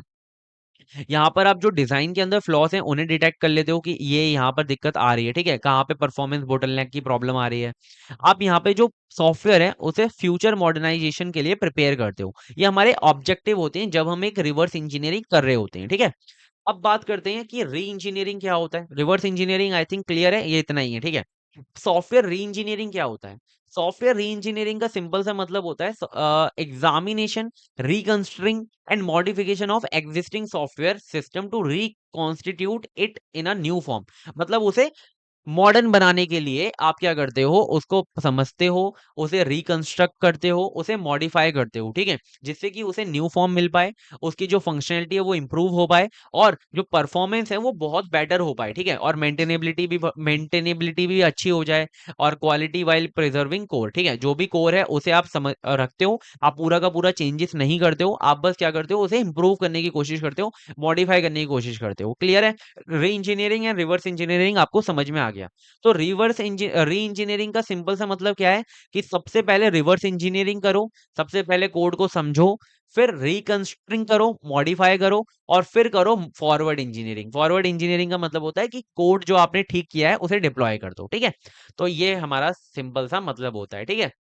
री इंजीनियरिंग एंड रिवर्स इंजीनियरिंग आपको क्लियर हो गया होगा। सॉफ्टवेयर री इंजीनियरिंग के कुछ हमारे स्टेप्स होते हैं। सबसे पहले जो हमारा लेगेसी बेस है, जो सॉफ्टवेयर है हमारा ओल्ड बहुत पुराना, उसके ऊपर होती है रिवर्स इंजीनियरिंग। जो भी डॉक्यूमेंट्स हैं और जो कोड है उसे एनालाइज किया जाता है, ठीक है। फिर प्रोग्राम को रिकंस्ट्रक्ट किया जाता है, डेटा रिकंस्ट्रक्ट किया जाता है, कोड रिकंस्ट्रक्ट किया जाता है, फिर टेस्टिंग की जाती है और फिर इंप्रूव किया जाता है सिस्टम को। अभी आपको ये समझ में नहीं आएंगे, आपको बस यहाँ पे रिवर्स इंजीनियरिंग समझ में आ रहा होगा, बट ये जो आगे है ये रिकंस्ट्रक्ट इनको एक एक करके समझ लेते हैं, ठीक है। तो सबसे पहले आता है प्रोग्राम रिकंस्ट्रिंग। प्रोग्राम रिकंस्ट्रिंग सिंपल है कि आप यहाँ पे ओवरऑल जो हमारा कंट्रोल स्ट्रक्चर है और जो फ्लो है हमारे प्रोग्राम का, ठीक है, जो पहले मतलब लिखा हुआ कोड है, आप उसको क्या करोगे, टू रिड्यूस आर्किटेक्चरल कॉम्प्लेक्सिटी, उसको जो है उसके अंदर कॉम्प्लेक्सिटी को कम करने की कोशिश करोगे। जैसे कि यहाँ पे ये जो हमारा पूरा का पूरा कोड है ये हमारा बिना रिकंस्ट्रक्ट के है, ठीक है। तो यहाँ पर देखो, आप पहले सबसे पहले आप यूजर को चेक कर रहे हो कि यूजर कहीं नल तो नहीं है। अगर वो नॉट इक्वल टू नल है तो ये आगे वाला काम होगा, ठीक है। फिर आप यहाँ पे देखोगे क्या यूजर हमारा एक्टिव है या नहीं, अगर वो एक्टिव है तो फिर आगे वाला काम होगा। फिर यहाँ पर देख रहे हो कि यूजर को परमिशन है या नहीं, अगर परमिशन है तो आप यहाँ पर एक्सेस दोगे। तो यहाँ पर आप देख रहे हो नेस्टेड, मतलब इतना सारा जो अंदर अंदर अंदर अंदर नेस्टेड है ये जो पूरा का पूरा जो कंडीशन है, ठीक है। बट आप क्या करोगे, इसे रिकंस्ट्रक्ट करोगे। रिकंस्ट्रक्ट कैसे करोगे, आप इसको बहुत अच्छा कर दोगे, इसका जो आर्किटेक्चर है बहुत अच्छा कर दोगे। आप जस्ट एक आप ना फंक्शन लिख दोगे ऊपर इनवैलिड यूजर का, ठीक है। इनवैलिड यूजर का आप यूजर का जो है फंक्शन लिख दोगे जिसके अंदर आप नल भी चेक कर लोगे, एक्टिव भी चेक कर लोगे और जो परमिशन है वो भी चेक कर लोगे, और उसका जो फंक्शन है वो यहाँ पर कॉल कर दोगे और यूजर को चेक कर लोगे क्या वो यूजर इनवैलिड है या नहीं है। अगर वो इनवैलिड होगा तो उसे एक्सेस नहीं मिलेगा, अगर वो इनवैलिड है, अगर इनवैलिड नहीं होगा तो उसे एक्सेस मिल जाएगा, ठीक है। सो आई होप आपको ये जो है क्लियर होगा। अब आता है हमारा डेटा रिकंस्ट्रिंग। अब हमारा कहीं ना कहीं जो डेटा स्ट्रक्चर है, डेटाबेस स्कीमास हैं, डेटा मॉडल्स हैं, उन्हें भी तो हमें क्लीन करना पड़ेगा, उन्हें भी तो हमें नॉर्मलाइज करना पड़ेगा। आपने अगर डीबीएमएस पढ़ा है तो उसके अंदर हम नॉर्मलाइजेशन का कॉन्सेप्ट पढ़ते हैं। कोई भी हमारा जो डेटाबेस होता है उसको हमें नॉर्मलाइज करके जो है स्टोर करना होता है, जिससे कि इफेक्टिवली हम जो है उसे यूज कर पाए, ऑप्टिमिस्टिक हमारा जो कोड है वो रहे, ठीक है। तो यहाँ पर जैसे कि हमारा एक लेगेसी डेटाबेस है जो कि अननॉर्मलाइज्ड है, ठीक है। आप देख सकते हो यहाँ पर एक आईडी है, एक यूजर है, दो फोन नंबर है। तो आप इसे क्या करोगे, आप इसे नॉर्मलाइज करोगे, ठीक है, रिकंस्ट्रक्ट डेटाबेस करोगे। आप इसे नॉर्मलाइज करोगे थर्ड नॉर्मल फॉर्म के अंदर, ठीक है। समझने की कोई जरूरत नहीं यहाँ पे थर्ड नॉर्मल फॉर्म क्या होता है, ये सब क्या होता है, बस यहाँ पे देखो, ठीक है। आप क्या करोगे, इसकी दो कॉलम के अंदर इसे रख, दो रोज के अंदर इसे रख दोगे, ठीक है। जैसे कि आपने देखो यूजर आईडी रखी, स्टूडेंट आईडी रखी 101, नेम की कोई जरूरत ही नहीं पड़ी, ठीक है। और आपने यहाँ पे फोन नंबर रख दिया और यहाँ पे टाइप रख दिया मोबाइल, और दूसरा जो फोन नंबर है उसका टाइप रख दिया वर्क, ठीक है। तो आपने इसको इतनी अच्छे से जो है रिकंस्ट्रक्ट कर दिया, जो कि काफी अच्छा लग रहा है, ठीक है। और आपका जो कोड है वो भी बहुत अच्छे से काम कर पाएगा, बट ये जो है वो नॉर्मलाइज नहीं है, ठीक है। अब बढ़ते हैं नेक्स्ट, हमारा जो स्टेप है वो है कोड रिकंस्ट्रिंग, ठीक है। हमने डेटा रिकंस्ट्रिंग देख लिया, और हमने क्या देखा था, हमने प्रोग्राम रिकंस्ट्रिंग देख लिया। अब आता है कोड रिकंस्ट्रिंग, ठीक है। अब कोड रिकंस्ट्रिंग में क्या होता है, ये थोड़ा सा प्रोग्राम की तरह ही है, बट इसके अंदर जो है हमारे जो वेरिएबल्स होते हैं, जो हमारे क्या बोलते हैं, फंक्शंस होते हैं, जिनका डुप्लीकेट डुप्लीकेट दो दो बार आपने फंक्शन लिख रखे हैं, आपके जो लूप्स होते हैं उनको आप ऑप्टिमाइज करने की कोशिश करते हो। वेरिएबल्स को कैसे करोगे, उनके जो नाम है वो थोड़े आप मीनिंगफुल दे दोगे। जैसे कि आपने यहाँ पे ए बी सी दे रखा है, तो यहाँ पे ए की जगह पे first number, second number, total sum C की जगह पे ये दे दिया। तो ये थोड़ा सा रीडेबल कोड लग रहा है, ठीक है। तो इससे क्या हो जाएगा, ये कोड हमारा क्लीन एंड ऑप्टिमाइज्ड हो जाएगा। क्लियर है। अब हम आगे बढ़ते हैं, जो भी अनयूज है उनको हम हटा देंगे, जो डेड कोड है, ठीक है। तो अब आपको ये जो प्रोसेस है वो समझ में आ जाएगा, ठीक है। जो भी हमारा ओल्ड सॉफ्टवेयर है वो आया, हमने उसको जो है रिवर्स इंजीनियरिंग करा, पढ़ा, ठीक है। प्रोग्राम को रिकंस्ट्रक्ट किया, डेटा को रिकंस्ट्रक्ट किया, फिर कोड को रिकंस्ट्रक्ट किया। फिर हमने टेस्टिंग करी, जो आउटपुट सारे उन्हें वेरीफाई किया वो ठीक भी है या नहीं, और फिर जो भी हमारा सिस्टम है वो इम्प्रूव हो गया, ठीक है। तो इस तरीके से जो है रिवर्स री इंजीनियरिंग जो है वो होती है। री इंजीनियरिंग ज्यादा इंपॉर्टेंट है, ठीक है। अब reverse engineering and re engineering के बीच में जो है डिफरेंस की टेबल भी यहाँ पे है, ठीक है। यहाँ पर सिर्फ आप क्या करते हो, अंडरस्टैंड करते हो जो भी एग्जिस्टिंग सॉफ्टवेयर स्ट्रक्चर है, डिजाइन है। यहाँ पर आप इंप्रूव करते हो, मॉडिफाई करते हो और मॉडर्नाइज करते हो उसे, ठीक है, एग्जिस्टिंग को। यहाँ पे कोई भी मॉडिफिकेशन नहीं होता, यहाँ पर होता है। यहाँ पे पहला स्टेप होता है, ये जो हमारा है ये हमारा पहला स्टेप होता है एग्जीक्यूशन का, बट ये हमारा सेकंड स्टेप होता है। मतलब जब भी आप कोई भी रिवर्स इंजीनियरिंग री इंजीनियरिंग करोगे तो पहले रिवर्स होगा, फिर री इंजीनियरिंग होगा, ठीक है। यहाँ पे हमारे जो आउटपुट होते हैं वो हमारे जो डिजाइन के डॉक्यूमेंट्स हैं वो होते हैं, या फिर हमारे यूनिफाइड मॉडलिंग लैंग्वेज के डायग्राम्स होते हैं, ठीक है, या फिर हमारे फ्लो चार्ट्स होते हैं। ये सब हमारे इसके आउटपुट्स होते हैं। बट यहाँ पर जो हमें हाई क्वालिटी सॉफ्टवेयर प्रोडक्ट मिलता है, ठीक है। इसका स्कोप सिंपल है कि डॉक्यूमेंटेशन रिकवरी करना, एनालिसिस करना अच्छे से। इसका मतलब है कि रिकंस्ट्रिंग करना, फॉर्मेट इंजीनियरिंग करना, एनालिसिस करना, सब कुछ, ठीक है। और इसके टूल्स भी यहाँ पे मेंशन है, आप देख सकते हो, ठीक है। डीकम्पाइलर आप यूज करते हो इसके लिए, पार्सर यूज करते हो, प्रोफाइलर यूज करते हो इसके लिए, आप code generators, converters, refactoring tools इनका यूज करते हो, ठीक है। तो आपको दोनों आपको बहुत अच्छे से क्लियर होंगे। एडवांटेज एंड डिसएडवांटेजेस यहाँ पे नहीं बताऊंगा तब भी चल जाएगा आपको, ठीक है। अब बढ़ते हैं आगे। एक बार आप देख लो, चाहो तो इसके स्क्रीनशॉट ले लो, आपको रीड करके ही पता चल जाएगा। अब हम आगे बढ़ते हैं, ठीक है। री इंजीनियरिंग में क्या होता है कि हाई रिटर्न ऑन इन्वेस्टमेंट होता है। आप जितना काम करते हो उतना अच्छा जो है रीबिल्ड आपको मिल जाता है, ठीक है, और कम पैसे में मिल जाता है। सो नेक्स्ट टॉपिक आता है हमारा फिजिबिलिटी एनालिसिस। अब फिजिबिलिटी एनालिसिस है क्या, ये बहुत इंपॉर्टेंट टॉपिक है, क्योंकि आप देख रहे हो पीवाईक्यू के अंदर बार बार आता है, 2023 में, 24 में, 25 में, ठीक है। अब ये है क्या, होता क्या है, फिजिबिलिटी एनालिसिस ये होता है कि पता लगाना कि हमारा जो प्रोडक्ट प्रोजेक्ट है वो फिजिबल है या नहीं। अब फिजिबल मतलब कि आप विएबल भी समझ सकते हो, पर ये होता क्या है, एक एग्जाम्पल से समझते हैं, ठीक है। कि अगर आपके कॉलेज ने सोचा कि हम क्या करेंगे, full flashed online examination system जो है उसे बिल्ड करेंगे। जैसे ही इस आइडिया को अनाउंस किया गया कॉलेज के अंदर, तो स्टूडेंट ने तुरंत पूछ लिया कि ये कब लॉन्च होगा, ठीक है। अब इसका उसके पास आंसर ही नहीं था, तो इसीलिए इन क्वेश्चंस का आंसर करने के लिए जब भी कंपनी कुछ ऐसा मतलब बिल्ड करती है, जब भी कंपनी ऐसा कुछ अनाउंस करती है, तो पहले कुछ जो है क्वेश्चंस को जो है आंसर करने की कोशिश करती है कि बजट क्या होगा, जो भी हम सॉफ्टवेयर तैयार कर रहे हैं उसका बजट क्या होगा, क्या वो हमारे बजट के अंदर आएगा या नहीं आएगा, मतलब कि इकोनॉमिकली फिजिबल है या नहीं वो, स्किल्स क्या क्या होंगी, ठीक है, मतलब कि अगर हम जो ये प्रोजेक्ट तैयार कर रहे हैं उसके लिए क्या क्या स्किल्स चाहिए होंगी, ठीक है, फ्रंट एंड किसको आता है या नहीं आता, बैक एंड आता है या नहीं आता, टाइमलाइन क्या रहेगी, कब कौन सा हमारा जो फीचर है वो ऐड होगा, कब कौन सा फीचर जो है तैयार होगा, ठीक है, कब डिलीवर होगा हमारा प्रोडक्ट, लीगल, क्या हमारा प्रोडक्ट लीगली एक्सेप्टेबल है या नहीं है, ठीक है, ऐसा तो नहीं कि कुछ गलत है जो हमारा जो है लीगली एक्सेप्टेड ही ना हो, एडॉप्टेशन, कब हमारे जो स्टूडेंट एंड प्रोफेसर या फिर मतलब जो भी यूजर्स हैं वो उसको यूज करेंगे एक्चुअल में, ठीक है, तो ये जो कंप्लीट क्वेश्चंस के आंसर को ही देने में हमें कौन हेल्प करता है, फिजिबिलिटी एनालिसिस, ठीक है, फिजिबिलिटी एनालिसिस हमें इसी के लिए हेल्प करता है, ठीक है, अब ये होता क्या है चलो जल्दी से देखते हैं। तो feasibility before initiating any software development life cycle, किसी भी सॉफ्टवेयर को स्टार्ट करने से पहले जो कंपनी है वो वेरीफाई करती है कि जो भी प्रपोज्ड हमारा जो प्रोजेक्ट है वो पॉसिबल है या नहीं, प्रैक्टिकल है या नहीं, प्रॉफिटेबल है या नहीं, और उसे डेवलप करना वर्थफुल रहेगा या नहीं, ठीक है, उन्हीं सबको वेरीफाई करने के लिए हम यूज करते हैं फिजिबिलिटी एनालिसिस का। फिजिबिलिटी एनालिसिस एक फॉर्मल प्रोसेस है evaluating weather a propose software project technically, economically, operationally, legally and schedule wise feasible before development begins, ठीक है, मतलब कि इन सब के लिए हमारा जो सॉफ्टवेयर है वो ठीक है या नहीं, प्रॉफिटेबल भी तो होना चाहिए और लीगली एक्सेप्टेड होना चाहिए, और ऑपरेशनली मतलब कि जो हम काम करने वाले हैं वो सही से हो भी पाएंगे या नहीं हो पाएंगे डे टू डे में, ठीक है, और इकोनॉमिकली कितना पैसा लगने वाला, टेक्निकली स्किल्स हैं या नहीं, ठीक है, तो ये सब कौन हमें बताता है, ये प्रोसेस कौन बताता है, फिजिबिलिटी एनालिसिस, ये हमारा प्रोसेस है जो ये सब चीजें हमें बताता है। अब इसकी नीड क्या है, नीड ये है कि आपका जो प्रपोज्ड प्रोजेक्ट आया, अगर वो टेक्निकली फिजिबल नहीं है, टेक्निकली मतलब हम नहीं कर सकते, तो हम उसे क्यों करेंगे, ठीक है, तो पहले उसके लिए तैयार होंगे, ठीक है, इकोनॉमिकली अगर नहीं है तो हम उसके लिए पहले पैसे तैयार करेंगे, तो इससे कि क्या होगा, हमारा जो प्रोजेक्ट का फेलियर है हम उसे अवॉइड कर पाएंगे, जो रिस्क है उसे रिड्यूस कर पाएंगे, और जो हमारा पैसा है और जो टाइम है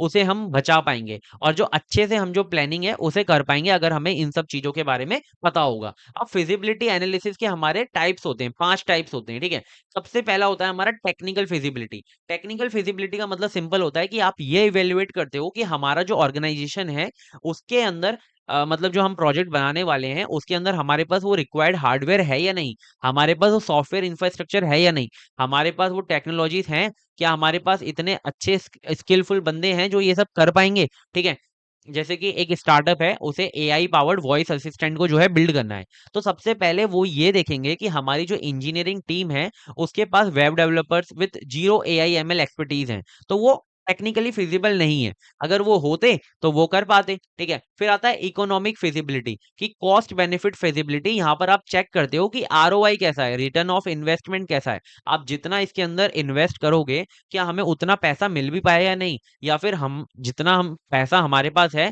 उतने में हमारा ये जो प्रोडक्ट है वो तैयार हो भी पाएगा या नहीं। नेक्स्ट हमारा फिजिबिलिटी एनालिसिस का टाइप आता है ऑपरेशनल फिजिबिलिटी। अब ऑपरेशनल फिजिबिलिटी क्या होता है कि जो भी हम सॉफ्टवेयर बनाने वाले हैं वो एंड यूजर उसे एक्सेप्ट करेगा या नहीं कर पाएगा, क्या उसके जो आप जो कंप्लीट हमारा सॉफ्टवेयर है उसके अंदर जो भी वर्कफ्लोज हैं, जो भी एग्जिस्टिंग, उनको यूजर जो है स्मूथली यूज कर पाएगा या नहीं कर पाएगा, जैसे कि आप एक एग्जांपल लो, एक कंपनी जो है वो ऑटोमेटेड पेरोल सिस्टम जो है वो बिल्ड करना चाहती है, ठीक है, वो ये बिल्ड कर रही है। अब हम क्या करते हैं इसके लिए ऑपरेशनल फिजिबिलिटी जो है चेक करते हैं, तो यहाँ पर हम ये देखते हैं कि जो एचआर स्टाफ है, जो एचआर डिपार्टमेंट है, वो यूआई जो इतना कॉम्प्लेक्स बना दिया हमने सॉफ्टवेयर का कि वो उसे यूज ही नहीं कर पा रही है, ठीक है, तो वो हमारा ऑपरेशनल फिजिबल नहीं है, वो यूजर जो है यूज ही नहीं कर पाएगा, तो वो ऑपरेशनल फिजिबल नहीं है, तो हम क्या करेंगे उसके लिए यूआई को और इजी बनाने की कोशिश करेंगे। ऐसे ही हमारे सॉफ्टवेयर को अगर कोई यूज ही नहीं कर पाएगा तो कैसे काम चलेगा, तो ऑपरेशनली फिजिबल होना चाहिए वो, ठीक है, कि उसके अंदर जो काम है वो परफॉर्म हो पाए। फिर आता है हमारा लीगल फिजिबिलिटी। लीगल फिजिबिलिटी बहुत सिंपल है कि एंश्योर कि हमारा जो पूरा का पूरा सॉफ्टवेयर है वो कंप्लाइंस है with data protection laws, software licences, government regulation and privacy policies, ठीक है, इन सबको जो है वो फॉलो कर रहा हो और इन सब का किसी का भी उल्लंघन ना कर रहा हो, ठीक है, अगर इन सबको वो फॉलो नहीं करेगा तो वो लीगली जो है वो कंप्लेंट हो सकती है, और लीगली कंप्लीएंट नहीं होगा, ठीक है, और नॉट फिजिबल होगा, ठीक है। जैसे कि हम एक एग्जांपल से समझते हैं, एक हमारा एप्लीकेशन है, वो क्या करता है, बायोमेट्रिक और नेशनल आइडेंटिफायर डेटा को क्या करता है, स्टोर करता है, ठीक है। बट यहाँ पर without any end to end encryption और लीगल कंप्लायंस के जो है वो स्टोर करता है, जो कि लीगली एक्सेप्टेबल नहीं है। एंड टू एंड इंक्रिप्शन को जो है आपको ऑन करना होता है, अगर आप इस तरीके के बायोमेट्रिक या नेशनल आइडेंटिफायर डेटा को क्या कर रहे हो, स्टोर कर रहे हो। आई थिंक आपको ये क्लियर हो गया। अब हम आगे बढ़ सकते हैं, शेड्यूल फिजिबिलिटी। अब verify whether the software can fully developed and deploy with in the mandatory client deadline. Client ने तो बोला मुझे 10 दिन के अंदर तैयार चाहिए, बट आप जो सॉफ्टवेयर बना रहे हो वो तैयार होने वाला है 100 दिन में।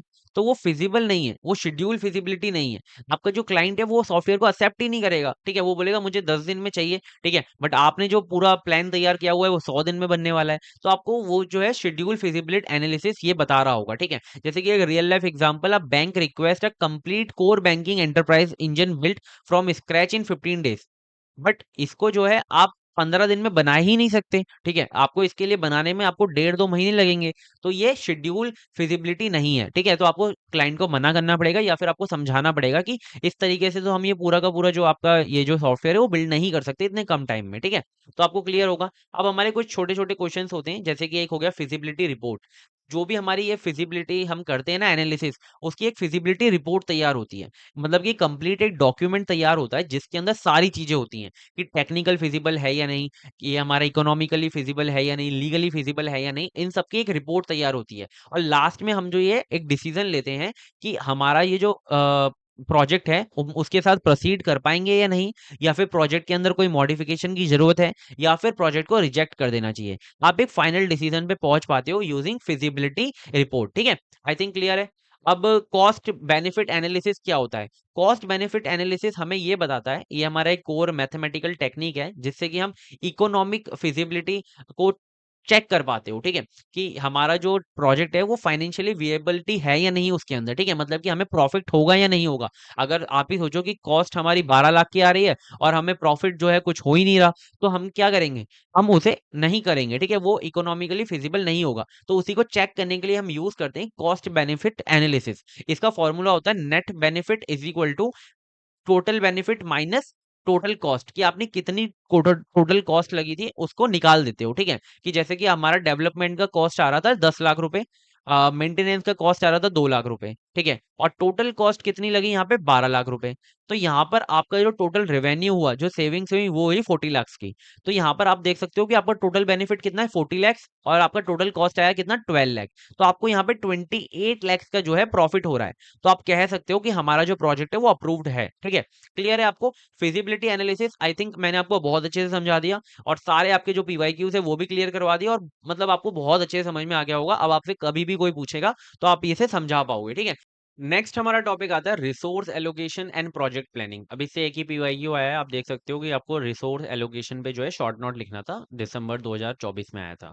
तो इसके बारे में थोड़ा सा डिटेल में बताता हूँ। सबसे पहले तो एक सिंपल एग्जांपल लेते हैं, जैसे कि हमने हर एक टॉपिक में लिया है, कि आपका जो कॉलेज है आपकी टीम को बोलता है कि कॉलेज ईआरपी सिस्टम को 6 महीने के अंदर हमें बिल्ड करके दो, ठीक है। तो यहाँ पर जैसे ही प्रोजेक्ट मैनेजर इस प्रोजेक्ट को एक्सेप्ट करता है, तो ऐसा नहीं होता कि एक्सेप्ट करने के अगले दिन ही वो कोड लिखने लग जाता है। उसके पास बहुत सारे क्वेश्चंस होते हैं जिसे उसे ठीक देखना होता है, ठीक है, कि कौन कौन से डेवलपर्स रिक्वायर्ड होंगे, कितने डेवलपर्स रिक्वायर्ड होंगे, कितना बजट जरूरी होगा, ठीक है, कितना हमें पैसे चाहिए होंगे, कौन डेटाबेस को डिजाइन करेगा, कौन सॉफ्टवेयर को टेस्ट करेगा, कौन सा वर्क जो है हमें सबसे पहले कंप्लीट करना चाहिए और कौन सा हमें बाद में करना चाहिए, ठीक है। तो इन सब क्वेश्चन का आंसर करने के लिए आपको कोड लिखने की जरूरत नहीं है। आपको कोड लिखने से पहले जो है सिस्टमेटिकली जो है एक प्रोजेक्ट प्लान बनाने की जरूरत है। तो प्रोजेक्ट प्लान बनाने के लिए हमें यूज करना पड़ता है project planning and resource allocation, कि हमें हम जो काम करने वाले हैं, हम जो प्रोडक्ट बिल्ड करने वाले हैं वो इफिशिएंटली और एक प्लान के हिसाब से जो है बिल्ड हो पाए। तो इसके लिए जो है प्रोजेक्ट प्लानिंग बहुत ज्यादा जरूरी होती है। सो प्रोजेक्ट प्लानिंग की डेफिनेशन क्या है? प्रोजेक्ट प्लानिंग सिंपल है, एक फॉर्मल प्रोसेस होता है जिसके अंदर हम प्रोजेक्ट बनाने वाले हैं उसके ऑब्जेक्टिव्स को, एस्टिमेटिंग रिसोर्सेज को कि क्या-क्या हमारे रिसोर्सेज लगेंगे उससे एस्टिमेट करते हैं, और जो हमारी एक्टिविटीज हैं जो भी हम स्टेप बाय स्टेप्स करने वाले हैं उन्हें शेड्यूल करते हैं, और रिस्पॉन्सिबिलिटीज को एलोकेट करते हैं कि कौन टेस्ट करेगा, कौन डेटाबेस को डिजाइन करेगा, और उसके लिए एक कॉम्प्रहेंसिव रोड मैप को क्या करते हैं, प्रिपेयर करते हैं। तो इन और जिससे कि हमारा जो सक्सेसफुल प्रोजेक्ट है वो कंप्लीट हो पाए, तो इन्हीं सबको डिफाइन करता है कौन, हमारा प्रोजेक्ट प्लानिंग। ठीक है, तो प्रोजेक्ट प्लानिंग आपको समझ में आ गया होगा कि ऑब्जेक्टिव को डिफाइन करना, प्रोजेक्ट के कितने रिसोर्सेज यूज होंगे उनको एस्टिमेट करना, बजट कितना लगेगा, हमें किस तरीके से एक्टिविटीज को शेड्यूल करना है, रिस्पॉन्सिबिलिटीज किसको क्या देनी है, इन्हीं सबको क्या बोलते हैं, हम एक प्रोजेक्ट प्लानिंग कहते हैं। ठीक है, इसके कोर ऑब्जेक्टिव क्या होता है, जिससे कि हमारा जो प्रोजेक्ट है उसके goal and scope clearly define हो जाए। ठीक है, चाहे वो कॉस्ट हो, चाहे वो टाइम हो, चाहे वो एफर्ट्स हो, हमें प्रोजेक्ट बनाने से पहले हम उसे एस्टिमेट कर पाएं कि वो इतना लगने वाला है। ठीक है, हम रिसोर्सेज को अच्छे से इफिशिएंटली बिना बर्बाद हुए जो है अलोकेट कर पाएं, और जो आइडेंटिफाई कर पाएं, मिटिगेट कर पाएं प्रोजेक्ट की रिस्क को। ठीक है, मतलब पहले से जो है उन्हें प्रिवेंट कर पाएं, और जो टीम कोऑर्डिनेशन है उसे इंप्रूव कर पाएं with the help of project planning. I hope आपको जो प्रोजेक्ट प्लानिंग है समझ में आ गई होगी कि होती क्या है।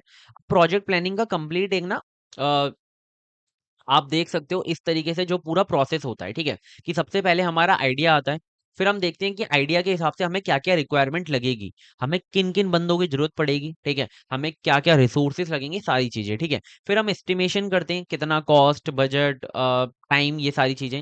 फिर रिसोर्सेज को हम जो है एलोकेट करते हैं, हमें किसको कितने रिसोर्सेज देने, किसको काम असाइन करना है।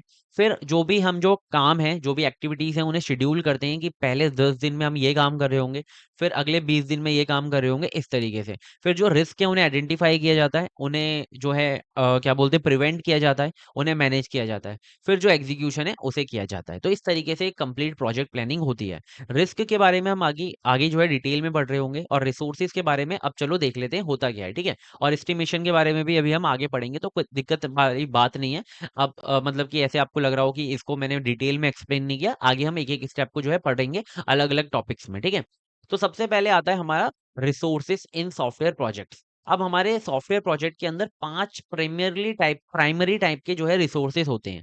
जब भी हम एक सॉफ्टवेयर डेवलपमेंट को एग्जीक्यूट करते हैं, तो हमें जो रिसोर्सेस हैं वो बहुत ज्यादा जरूरत होती है। ठीक है, तो रिसोर्सेस ये जो है सबको रिप्रेजेंट करते हैं।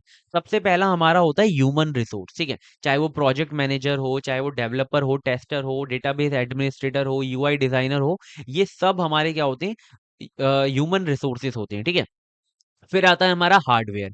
अब हमारे डेवलपमेंट के लिए मशीन्स चाहिए होती हैं, सर्वर्स चाहिए होते हैं, नेटवर्किंग चाहिए होती है, बैकअप के लिए स्टोरेज चाहिए होता है, चाहे मोबाइल टेस्टिंग डिवाइसेस चाहिए होते हैं, तो ये सब हमारे हार्डवेयर्स होते हैं। ठीक है, ये भी बहुत ज़्यादा ज़रूरी होते हैं। फिर आते हैं हमारे सॉफ्टवेयर्स। अब हम कोड कहाँ पे लिखेंगे, आईडीई पे, इंटीग्रेटेड डेवलपमेंट इन्वायरमेंट्स पे। ठीक है, आईडीई हमें वीएस कोड चाहिए, लाइक डीबीएमएस के लिए हमें मतलब कि एक हमें डेटाबेस मैनेजमेंट सिस्टम चाहिए। ठीक है, हमें वर्जन कंट्रोल के लिए गिट चाहिए, हमें जीरा चाहिए, हमें फिग्मा चाहिए, हमें क्लाउड एपीआईज चाहिए। तो हमें ये सब सॉफ्टवेयर की जरूरत पड़ती है।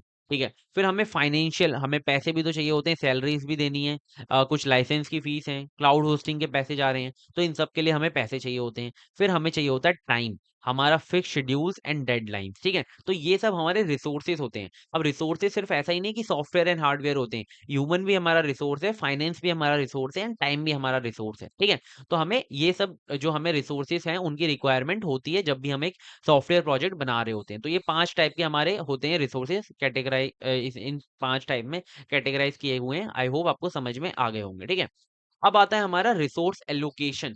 रिसोर्स एलोकेशन कैसे होता है और क्या होता है? रिसोर्स एलोकेशन एक प्रोसेस होता है जिसके अंदर जो भी हमारे पास अवेलेबल रिसोर्सेस हैं, जो हमने 5 टाइप के देखे, चाहे वो पीपल हो, इक्विपमेंट हो, बजट हो, उसको हम स्पेसिफिक प्रोजेक्ट टास्क के लिए क्या करते हैं, असाइन करते हैं in the most efficient and cost effective manner. जैसे कि मतलब उससे अच्छा कोई प्रोसेस हो ही नहीं सकता, उससे अच्छा कोई बंदा हो ही नहीं सकता उस काम को करने के लिए। इस तरीके से हम जो है रिसोर्स एलोकेशन करते हैं।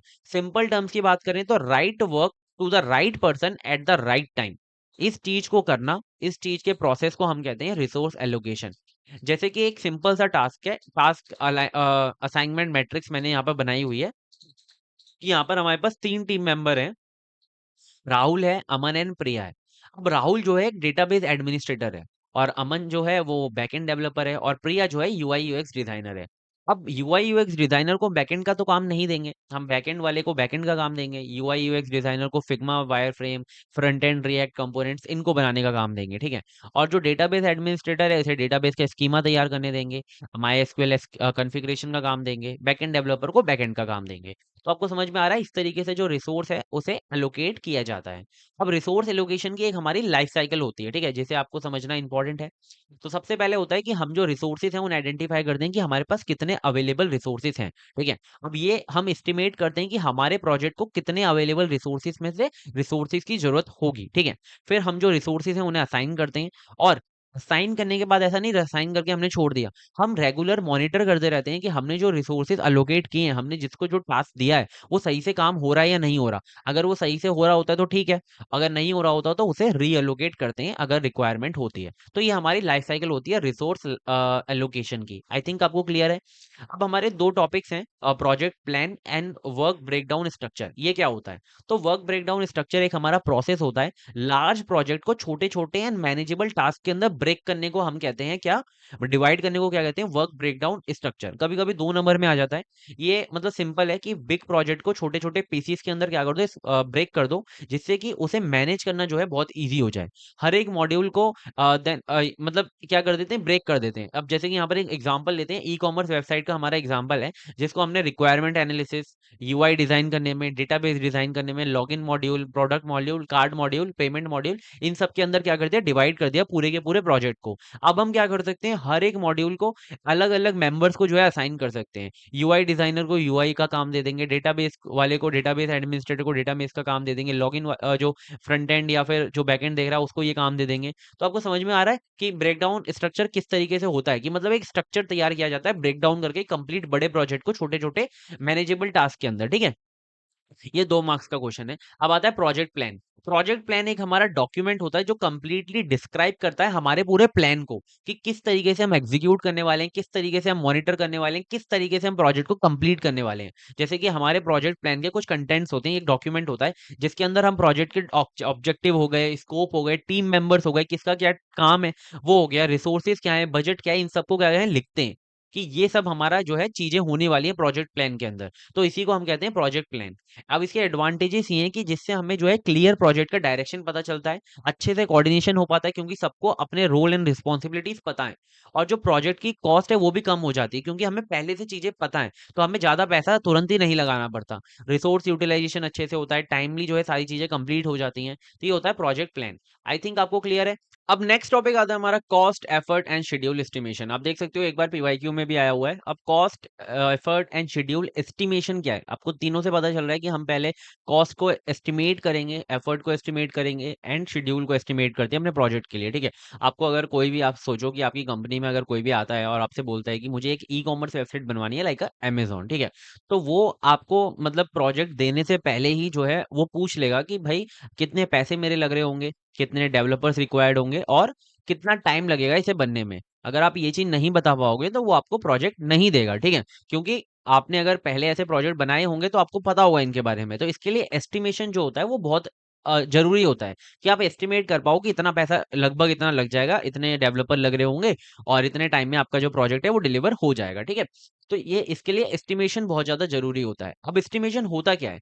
अब एस्टिमेशन आपको भी पता है कि मतलब प्रोसेस होता है प्रिडिक्ट करना कि कितना एफर्ट लगने वाला है, कितने कॉस्ट लगने वाली है, कितने रिसोर्सेज लगने वाले हैं, और क्या शेड्यूल जो है रिक्वायर्ड होगा कंप्लीट प्रोजेक्ट को कंप्लीट करने में, ठीक है। तो ये होता है हमारा सॉफ्टवेयर एस्टिमेशन। अब इसके अंदर कुछ हमारी रिस्क होती है अगर आप एस्टिमेशन नहीं करते, ठीक है। क्योंकि कभी कभी ऐसा हो सकता है कि आप डेवलपमेंट फेज में हो और बीच में ही आपका जो बजट है वो गायब हो जाए, बजट ही ना बचे आपका, ठीक है। और मिस्ड डिलीवरी डेडलाइंस, ठीक है। और फिर ऐसा हो सकता है कि developer burnout due to excessive workload. आप एक ही डेवलपर को अगर ज्यादा काम दे देते हो, आप एस्टिमेट ही नहीं करते वो कितना काम करना चाहिए, आपको कितने डेवलपर चाहिए थे। जैसे कि अगर आपको काम के लिए चाहिए थे 10 डेवलपर, बट आपके पास 3 ही डेवलपर हैं, तो उनके पास तो बहुत ज्यादा काम आ जाएगा ना, वो काम ही नहीं कर पाएंगे। और जो आपका, अगर आपको पता ही नहीं चलेगा कि आपका कब प्रोजेक्ट कंप्लीट होने वाला है, तो इस वजह से आपका जो क्लाइंट है वो अनसेटिस्फाई रहेगा, और कभी कभी लीगल डिस्प्यूट्स भी हो सकते हैं, ठीक है।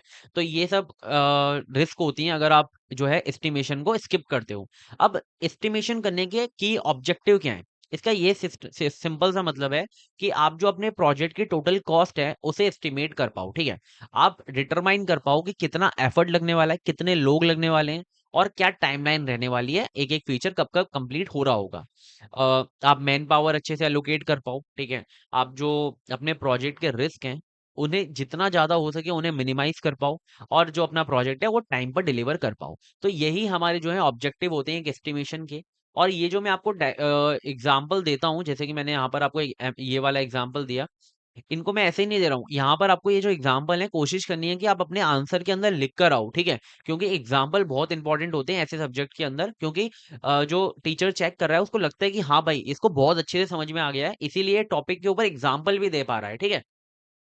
अब एस्टिमेशन के हमारे 3 पिलर्स होते हैं, ठीक है? मतलब कि हमें 3 चीज़ें एस्टिमेट करनी होती है कि कितना एफर्ट लग रहा होगा, कितना कॉस्ट लग रहा होगा और कितना क्या शेड्यूल रहेगा, वो एस्टिमेट करना होता है, ठीक है? तो इसके ये 3 पिलर्स होते हैं या फिर आप कह लो 3 टाइप के हमारे सॉफ्टवेयर एस्टिमेशन होते हैं। तो इनको एक-एक करके समझ लेते हैं। अब इन तीनों को एक बार डिटेल में देख लेते हैं। तो एफर्ट एस्टिमेशन क्या होता है? इसका मतलब सिंपल होता है कि डिटरमाइन करना कि कितना आपके जो ह्यूमन एफर्ट है वो लगने वाला है कंप्लीट प्रोजेक्ट को करने में, ठीक है? इसकी कुछ यूनिट्स होती हैं जैसे कि पर्सन पर आवर, या फिर पर्सन आवर्स या फिर पर्सन डेज, पर्सन मंथ, ठीक है? जैसे कि यहाँ पर एग्जांपल के लिए आप देख लो कि एक डेवलपर 30 दिन काम करेगा तो इसको हम इस यूनिट के अंदर डिफाइन करते हैं 30% डेज, ठीक है? मतलब कि 30 दिन काम करना पड़ेगा एक बंदे को, ठीक है?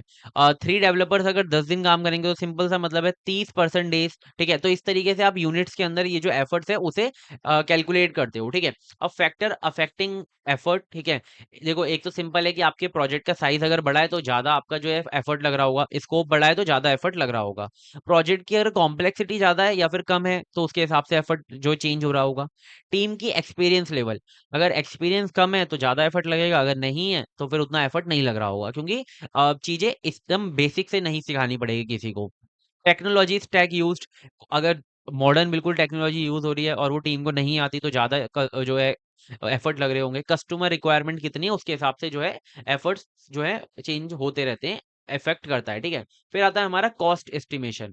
कॉस्ट एस्टिमेशन नाम से पता चल रहा है कि टोटल फाइनेंशियल इन्वेस्टमेंट कितना नीडेड है कंप्लीट प्रोजेक्ट को बनाने में, उसको देखना, ठीक है? इसके अंदर एम्प्लॉयज की सैलरी हो गया, हार्डवेयर एंड सर्वर्स की कॉस्ट हो गई, सॉफ्टवेयर लाइसेंसेस की कॉस्ट हो गई, क्लाउड इंफ्रास्ट्रक्चर या फिर इंटरनेट की कॉस्ट हो गई, ये सब चीजें इसके अंदर आ जाती हैं, ठीक है? इसका सिंपल सा कैलकुलेशन है, इन सब का जो जितना टोटल कॉस्ट आ रहा है उसका टोटल सबको ऐड कर दो तो टोटल कॉस्ट आपको मिल जाता है। जैसे कि सैलरी 8 लाख जा रही है महीने की, 2 लाख आपका हार्डवेयर में जा रहा है, लाइसेंसेस में 1 लाख जा रहा है, तो इन सबको ऐड कर दो तो आपका 12 लाख आ गया। तो आपको पता चल गया कि एस्टिमेशन इतना है, ठीक है, कॉस्ट का। तो आपको कितने क्लियर है कॉस्ट एस्टिमेशन भी, ये तो आपको पता ही होगा, ठीक है? फिर आता है हमारा शेड्यूल एस्टिमेशन, कि ये प्रिडिक्ट करना कैलेंडर को कि time duration required to deliver the final project. अपना जो पूरा आपका प्रोजेक्ट है उसे क्या करना, ब्रेक डाउन करना फेजेस के अंदर, ठीक है? जैसे कि रिक्वायरमेंट एनालिसिस के लिए 10 दिन लग रहे होंगे हमें, सिस्टम डिजाइन के लिए 20 डेज लग रहे होंगे, कोडिंग एंड इम्प्लीमेंटेशन करने में उन सबको 60 दिन लग रहे होंगे, क्वालिटी टेस्टिंग में 20 दिन लग रहे होंगे, फाइनल डिप्लॉयमेंट में 10 दिन लगेंगे, फिर टेस्टिंग, हाँ, टेस्टिंग के लिए 20 दिन हो गए, डिप्लॉयमेंट के लिए 10 दिन हो गए, ठीक है? तो ये आपका जो है कंप्लीट फेज, सारे फेजेस रहे, ठीक है? मतलब कि इतना शेड्यूल रहा आपका। तो आपको टोटल ड्यूरेशन कितना लगेगा, 120 डेज, करीब करीब 4 महीने आपको लग रहे होंगे। तो आप इस तरीके से बता सकते हो ये जो कंप्लीट प्रोजेक्ट है इसे कंप्लीट होने में भाई 4 महीने लगभग लगेंगे। फिर वो बोलेगा कि किस तरीके से काम होगा कस्टमर, तो आप बता पाओगे कि इस इतने इतने दिनों में ये काम हो रहा होगा, इस फेज में रहेगा, ठीक है? और कभी भी आपका जो है कस्टमर बीच में पूछेगा भी आप कब काम कर रहे हो, कौन किस फेज में हो, तो आप बता पाओगे, ठीक है? और कस्टमर को भी पता होगा अगर आपने पहले से बता दिया है कि किस तरीके से शेड्यूल रहने वाला है पूरे प्रोजेक्ट का, ठीक है? अब इनके बीच में रिलेशनशिप क्या है? रिलेशनशिप ये है कि सबसे पहले पता किया जाता है कि एफर्ट कितने लगने वाला है, ठीक है? एफर्ट देखते हैं, फिर देखते हैं कि कितना कॉस्ट लगने वाला है और फिर जो है कैलेंडर टाइम एंड टाइमलाइन को जो है एस्टिमेट करते हैं, शेड्यूल को एस्टिमेट करते हैं। क्लियर है? अब हमारा जो है ना एस्टिमेशन टेक्निक्स होती हैं, ये तो बहुत सिंपल है, ठीक है? ये तो आप अपने आप बना के भी लिख कर आ सकते हो, ठीक है? तीनों के बारे में। अब हमारी कुछ टेक्निक्स होती हैं एस्टिमेशन करने की, ठीक है? तो यहाँ पर टोटल 4 टेक्निक्स हैं, फिर एक हम कोकोमो मॉडल के बारे में देखेंगे, ठीक है? जो सबसे बढ़िया मॉडल है, जो एकदम एक्यूरेटली देता है, ठीक है? सबसे पहले आता है एक्सपर्ट जजमेंट। जो भी हमारे सीनियर डेवलपर्स हैं या मैनेजर्स हैं, उनको पास है ना अच्छे खासे प्रोजेक्ट बनाने का एक्सपीरियंस होता है। तो वो जो भी नया प्रोजेक्ट होते हैं, वो अपने पिछले एक्सपीरियंस के बेस पे बता पाते हैं कि कितना एफर्ट लगने वाला है, कितना कॉस्ट लगने वाला है, कितना क्या शेड्यूल रहेगा। वो सारी चीजें वो बता पाते हैं। एक्सपर्ट जजमेंट का मतलब ये होता है। दूसरा होता है एनालॉजियस एस्टिमेशन, कि आपका जो हिस्टोरिकल डेटा रहा है सिमिलर कंप्लीटेड प्रोजेक्ट के लेकर, आप उसे न्यू सिस्टम उसी की तरह न्यू सिस्टम के अंदर जो है उसे एस्टिमेट कर लेते हो। ठीक है, जैसे कि अगर कोई पहले फूड डिलीवरी ऐप था, ठीक है, अब कोई आ गया ग्रोसरी डिलीवरी ऐप, तो उसके अंदर जो similar work flow and architecture लगने वाला है, तो आप क्या बोलोगे कि जितना आपका फूड डिलीवरी ऐप के अंदर था काम कॉस्ट था, उतना ही आपका यहाँ लग रहा होगा। तो उसके हिसाब से चेक किया जाता है। अब हमारी जो थर्ड टेक्निक है वो है टॉप डाउन एस्टिमेशन, एंड फिर है हमारी बॉटम अप एस्टिमेशन। अब जो बॉटम अप एस्टिमेशन है वो हमारी मोस्ट एक्यूरेट मानी जाती है, और टॉप डाउन के अंदर कैसे काम होता है, इसके अंदर कैसे काम होता है वो बताता हूँ। तो इसके अंदर क्या होता है, सबसे पहले हम जो प्रोजेक्ट का कॉस्ट है और जो एफर्ट है, वो सबसे पहले एस्टिमेट कर लेते हैं। ठीक है, मतलब कि पहले हम उसे डिवाइड ही नहीं कर रहे। पहले हम क्या करेंगे, पूरा का पूरा जो प्रोजेक्ट है उसको एस्टिमेट कर लेंगे, उसके कॉस्ट को एंड एफर्ट को, और फिर उसे जो है छोटे छोटे पार्ट्स के अंदर, मॉड्यूल्स के अंदर जो है डिवाइड कर देंगे। इस तरीके से टॉप डाउन होता है। और बॉटम अप में क्या होता है कि आप पहले क्या करते हो, हर एक इंडिविजुअल मॉड्यूल एंड टास्क को जो है, मतलब पहले आपने डिवाइड कर लिया, फिर आप उसे एस्टिमेट करते हो, और फिर उसे एग्रीगेट कर देते हो, फिर आप उसे ऐड कर देते हो। जैसे कि लॉगिन में कितना पैसा एंड कितना टाइम लगेगा, पेमेंट मॉड्यूल में कितना लगेगा, डेटाबेस के अंदर कितना लगेगा, उन सबको टेस्ट करके टोटल प्रोजेक्ट की एस्टिमेशन बताते हो। बट यहाँ पर क्या करते हो, आप पहले ही पूरा का पूरा जो प्रोजेक्ट है उसकी एस्टिमेशन निकालते हो, और फिर उसे डिवाइड करते हो। बट ये ज्यादा सही है ना, कि आप पहले उसे छोटे छोटे में डिवाइड कर लो और फिर उनका एस्टिमेशन निकालो, जो एक्यूरेट रहेगा। ठीक है, अब आता है हमारा नेक्स्ट, एक हमारा छोटा सा टॉपिक आता है कोकोमो मॉडल। इसे बोलते हैं कंस्ट्रक्टिव कॉस्ट मॉडल। ठीक है, इसे बैरी बी बोहम ने जो है वो डेवलप किया था इन 1981, और ये हमारा एल्गोरिथमिक कॉस्ट एस्टिमेशन मॉडल है। ठीक है, मतलब कि ये आपको बता देता है एकदम एग्जैक्ट कि आपका कितना एफर्ट लगने वाला है, कॉस्ट लगने वाला है, एंड डेवलपमेंट टाइम लगने वाला है, based on the primary on the size of the software. ठीक है, कि आपके जो सॉफ्टवेयर का साइज है, कितने आपकी KLOC है, मतलब कि 1000 लाइन ऑफ कोड है, मतलब कि आपका कितने लाइन ऑफ कोड का पूरा सॉफ्टवेयर है, उसके बेस पे आपको बता देता है कि आपके प्रोजेक्ट में कितना टाइम लगेगा, कितना कॉस्ट लगेगा, और क्या कंप्लीट डेवलपमेंट टाइमलाइन रहेगी। ठीक है, तो ये कौन बताता है, हमारा कोकोमो मॉडल बताता है, और ये काफी अच्छे से प्रेडिक्ट कर पाता है, काफी अच्छा मॉडल है। ठीक है, इस वजह से इसे ज्यादातर यूज किया जाता है। ठीक है, और जैसे कि यहाँ पर आप देख सकते हो कि अगर हमारा प्रोजेक्ट ए है, और उसके अंदर जो है 10,000 LOC है, मतलब लाइन ऑफ कोड जो है वो 10,000 लाइन का है, तो इसके अंदर ये डायरेक्टली बता देगा कि इसके लिए 6 डेवलपर रिक्वायर्ड है, और 6 मंथ का जो है टाइम लगेगा। अब जैसे प्रोजेक्ट बी है, तो इसके अंदर जो है 1 लाख लाइन का कोड है। ठीक है, तो इसके अंदर 30 डेवलपर रिक्वायर्ड है, और 6 महीने का ये जो प्रोजेक्ट है। तो ये देख सकते हो आप, Kokomo model directly line of code के बेसिस पे आपको बता पा रहा है कि क्या आपका कॉस्ट लगेगा, कितने डेवलपर लगेंगे, वो सारी चीजें। ठीक है, कितना एफर्ट लगेगा। अब इसके ना कोकोमो मॉडल के हमारे 3 लेवल्स होते हैं, आपको बस इनके नाम पता होने चाहिए। कि पहला होता है कि अगर आपका जो सॉफ्टवेयर है वो काफी बेसिक है, आपको जो है ज्यादा बिल्कुल एकदम एक्यूरेट नहीं चाहिए प्रिडिक्शन, तो आप यहाँ पे बेसिक कोकोमो मॉडल का यूज करते हो। यहाँ पे सॉफ्टवेयर साइज का सिर्फ ये यूज करता है, KLOC का यूज करता है सिर्फ। ठीक है, और आपको एक रिजल्ट दे देता है प्रेडिक्ट करके। ठीक है, फिर आता है हमारा इंटरमीडिएट कोकोमो। यहाँ पर क्या होता है कि अगर आपका प्रोजेक्ट थोड़ा सा मीडियम साइज का है, और आपको थोड़ा सा एक्यूरेसी चाहिए, ठीक है, तो यहाँ पर आप इसका यूज करते हो। इसके अंदर ये क्या करता है, प्रोजेक्ट जो सॉफ्टवेयर का साइज है उसे यूज करता है, मतलब कि KLOC का यूज करता है। जो कॉस्ट ड्राइवर्स हैं, मतलब कि जैसे कि क्या क्या ऐसी चीजें हैं जहां पे हमारा पैसा लगने वाला है ना, कहाँ वो हमारे कॉस्ट ड्राइवर्स होते हैं, लाइक सॉफ्टवेयर के लाइसेंसेस हो गए, हार्डवेयर कॉस्ट हो गया, उन सबको भी यूज करेगा। ठीक है, और आपको एक एक्यूरेसी, एक मतलब अच्छा सा जो है रिजल्ट देगा प्रिडिक्ट करके कि कितना एफर्ट लगेगा। फिर आता है हमारा डिटेल कोकोमो। इसके अंदर अगर आपका बहुत काफी बड़ा प्रोजेक्ट है, और काफी एक्यूरेट आपको रिजल्ट चाहिए, जिसके अंदर आप बिल्कुल भी फेल नहीं होना चाहिए आपका जो प्रिडिक्शन है, तो आप इसमें डिटेल कोकोमो का यूज करते हो, जिसके अंदर साइज भी यूज करता है ये, कॉस्ट ड्राइवर्स भी यूज करता है, फेज वाइज ब्रेक डाउन करने के बाद उन्हें भी यूज करता है। ठीक है, तो ये होता है डिटेल कोकोमो। तो आपके ये 3 लेवल्स होते हैं कोकोमो के, आई होप आपको क्लियर हो गए होंगे। ठीक है, और तीनों कब कब यूज होते हैं वो भी मैंने आपको बता दिए। अब कोकोमो का हमारा एक सिंपल सा फॉर्मूला होता है, जो आप चाहो तो अगर पेपर के अंदर लिख कर आते हो ना, तो ज्यादा आपको लाइक मतलब बढ़िया रहता है, ठीक है। तो एफर्ट का फॉर्मूला होता है ए इंटू के एल ओ सी की power B, and development time का फॉर्मूला होता है सी इंटू एफर्ट की पावर डी। ठीक है, तो यहाँ पर ए बी सी डी जो है कांस्टेंट है depending on the project type, कि किस तरीके का प्रोजेक्ट है, ठीक है। चाहे वो ऑर्गेनिक, जिसे बेसिक बोलते हैं, सेमी डिटेच मतलब कि हमारा ये जो ये वाला है इंटरमीडिएट, और ये जो एम्बेडेड है ये हमारा डिटेल वाला होता है। अगर ये किस टाइप का प्रोजेक्ट है उसके बेस पे हमारा जो है डिपेंड करता है ABCD कि क्या क्या रहने वाले हैं। लाइक ये ऐसा भी हो सकता है कि कॉस्ट ड्राइवर्स हो, ऐसा भी हो सकता है ये हमारे फेस ब्रेकडाउन हो, ठीक है। तो ये उस पर डिफाइन करते हैं ए और बी। और KLOC तो आपको पता चल ही गया है कि किलो लाइन ऑफ कोड, ठीक है। मतलब कि समझ में आ गया ना, आई होप क्लियर है। अब हम प्रोजेक्ट एस्टिमेशन के एडवांटेजेस एंड डिसएडवांटेजेस देख सकते हैं। देखो कोकोमो आप इतना समझा दोगे और मैंने आपको जितना बताया है आई होप आपको समझ में आ गया होगा। वैसे अभी तक PYQ में नहीं आया है, बट अगर आता है तो आप बता पाओगे, ठीक है। ये याद रखना, कुछ जैसे एक फॉर्मूला याद रख लेना, लेवल्स याद रखना है, मतलब सबकी कुछ याद रखना है, ठीक है। ये एग्जाम्पल है इसका, ठीक है। ये किसने इन्हें डेवलप किया था। अब एस्टिमेशन, प्रोजेक्ट एस्टिमेशन के एडवांटेज एंड डिसएडवांटेजेस सिंपल हैं कि अगर आप एस्टिमेशन करके चलते हो तो आपका जो प्लानिंग है और जो बजट एलोकेशन है वो काफी स्ट्रक्चर्ड रहता है, काफी अच्छा रहता है, ठीक है। आपका कोई भी कॉस्ट ओवररन से जो है प्रिवेंट करता है कि ज्यादा कॉस्ट नहीं आता, आपका जो बजट है वो कंट्रोल में रहता है, ठीक है। आपको realistic timeline creation and scheduling की मौका मिल जाता है, मतलब कि आप बना पाते हो इसकी हेल्प से, ठीक है, कि सही में किस तरीके से काम होगा। आप जो मैन पावर है, रिसोर्स एलोकेशन है, उसे ऑप्टिमाइज कर पाते हो। जो फेलियर रिस्क है उन्हें आप रिड्यूस कर पाते हो प्रोजेक्ट के अंदर से, ठीक है। क्लाइंट का जो ट्रस्ट है वो इंक्रीज हो जाता है आपकी तरफ, ठीक है, अगर आप इसकी तरीके से चलते हो प्रोजेक्ट एस्टिमेशन करके, ठीक है। फिर आता है डिसएडवांटेजेस एंड चैलेंजेस। कभी कभी है ना बहुत ज्यादा ऐसी होती है चीजें कि आप का जो प्रोजेक्ट है वो काफी अनप्रिडिक्टेड होता है, ठीक है। तो उसके अंदर जो काफी डिफिकल्ट होता है उसको प्रिडिक्ट करना, उसके अंदर कितना कॉस्ट लग रहा है, सारी चीजें। Heavily reliant on the estimator experience and subjective judgement. कभी कभी ऐसा हो सकता है कि आपका जो जिसने मतलब जो प्रिडिक्ट कर रहा है चीजें, उसके कंप्लीटली एक्सपीरियंस पे आप जो है रिलायंट होते हो, ठीक है, उस पे ही बेस होते हो। अगर उसके अंदर कोई दिक्कतें हो गई, कोई गलती हो गई, तो आपका प्रोजेक्ट बिगड़ सकता है।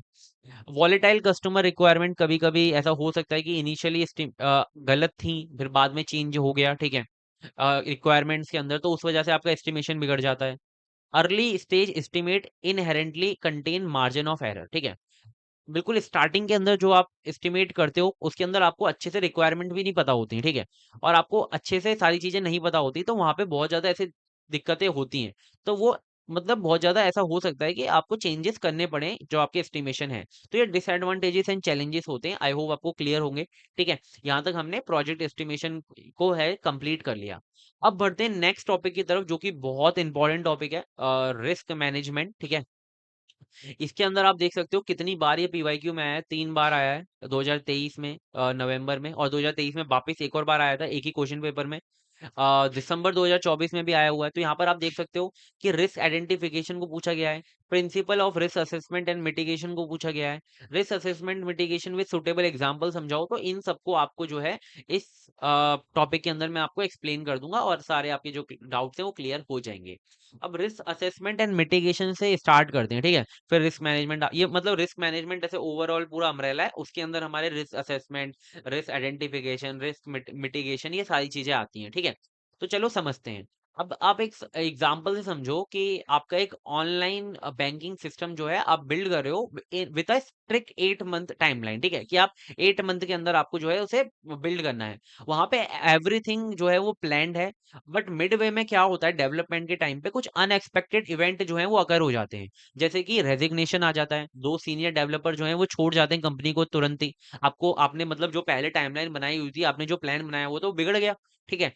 स्कोप क्रिप, कभी कभी क्लाइंट जो है वो रेडिकली अपडेट कर देता है सिक्योरिटी एंड रिक्वायरमेंट स्पेसिफिकेशन को, तो यहाँ पे दिक्कत आ गई कि भाई रिक्वायरमेंट ही बढ़ गई या कम हो गई, ठीक है।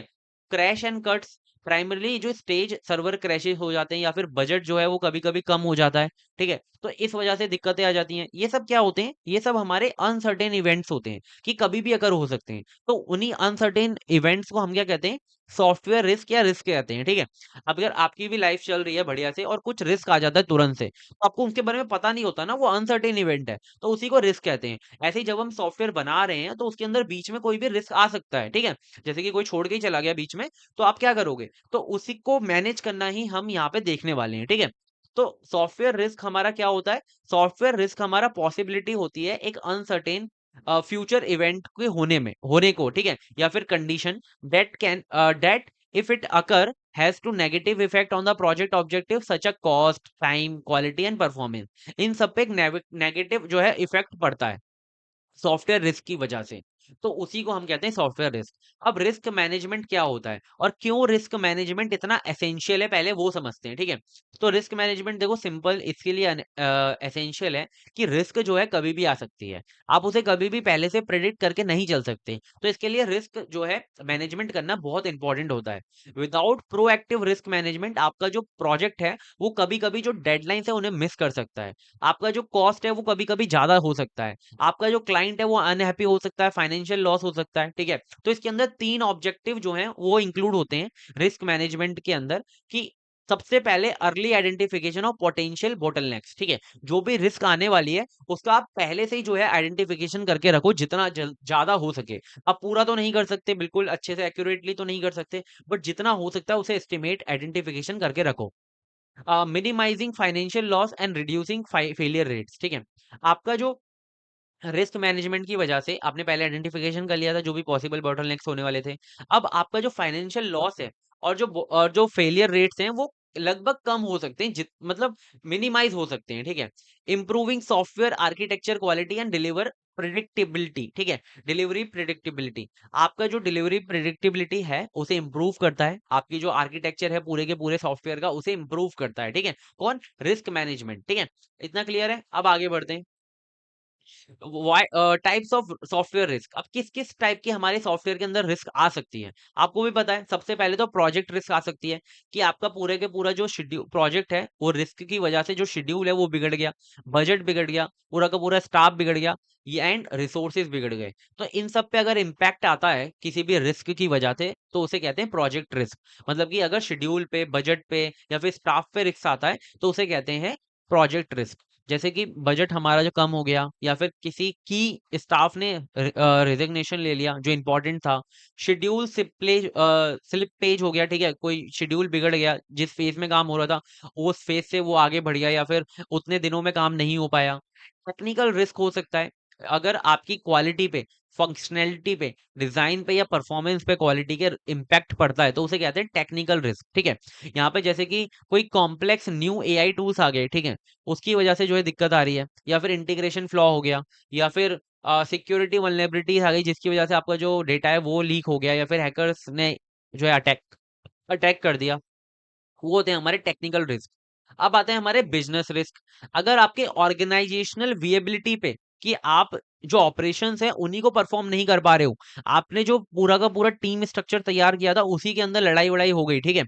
या फिर आपका जो यहाँ पे लिखा हुआ है ना, जो कॉम्पिटिटर है उसने आपसे पहले जो प्रोडक्ट है उसे लॉन्च कर दिया मार्केट प्लेस के अंदर, तो यहाँ पर वो होती है बिजनेस रिस्क, ठीक है? या फिर क्लाइंट ने जो आपका ऑर्डर था उसे कैंसिल कर दिया या फिर कोई लीगल या कंप्लायंस इशू आ गया, तो इसे कहते हैं बिजनेस रिस्क कि आपकी बिजनेस के ऊपर इंपैक्ट पड़ा है, ठीक है? यहाँ पे टेक्निकल रिस्क है और यहाँ पे प्रोजेक्ट रिस्क है। तीनों को आई होप आपको समझ में आ गया है। सबसे पहले तो ये फैक्टर्स याद कर लो, जैसे कि यहाँ पे quality, functionality, design and performance पे अगर इंपैक्ट पड़ रहा है तो टेक्निकल रिस्क, अगर बजट, स्टाफ इन सब पे पड़ रहा है तो प्रोजेक्ट रिस्क। अगर आपकी ऑर्गेनाइजेशनल, आपकी जो पूरा टीम है, आपकी जो पूरे का पूरा बिजनेस है ना, उस पे अगर पड़ रहा है, विएबिलिटी हो रही है, दिक्कत आ रही है, वो कैपेबल नहीं हो रहा उसकी चीज के लिए, या फिर प्रोडक्ट मार्केट एक्सेप्टेंस, आपकी प्रोडक्ट को जो है मार्केट एक्सेप्टेंस नहीं मिल पा रही है, तो उसे कहते हैं business risk. I think clear है।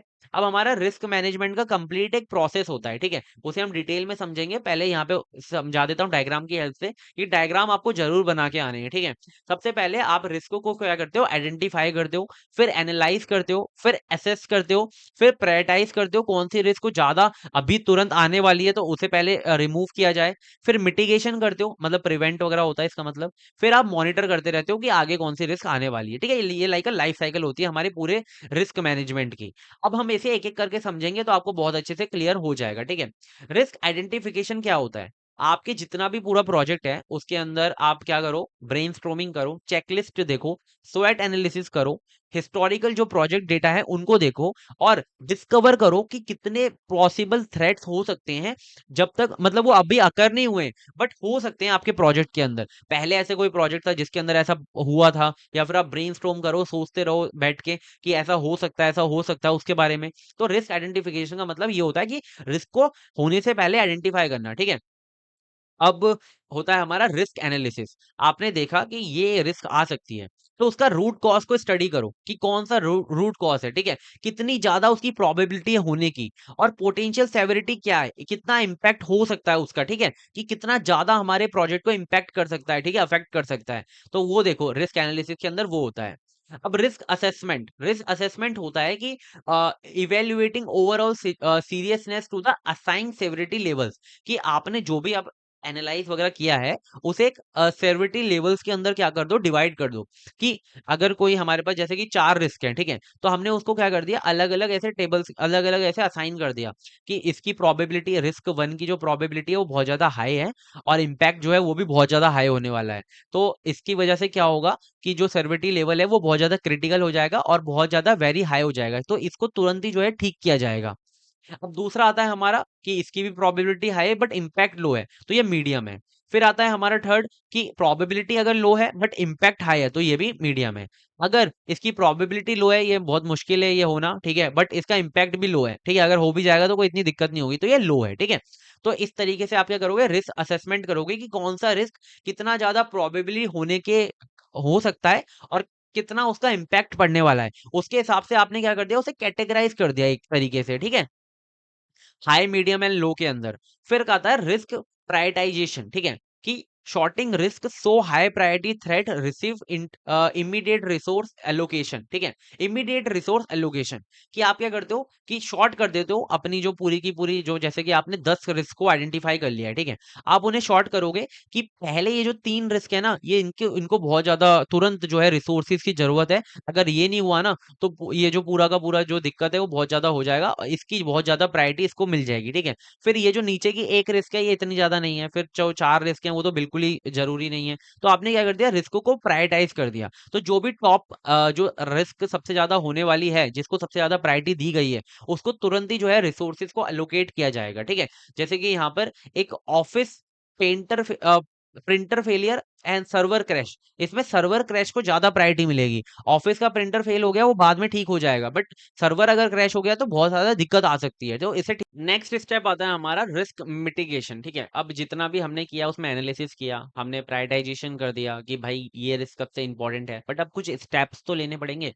तो अब हम क्या करेंगे, एक्टिव प्रिवेंटिव स्टेप्स लेंगे, एक्शंस लेंगे, जिससे कि हमारी जो रिस्क प्रोबेबिलिटी है वो रिड्यूस हो सके।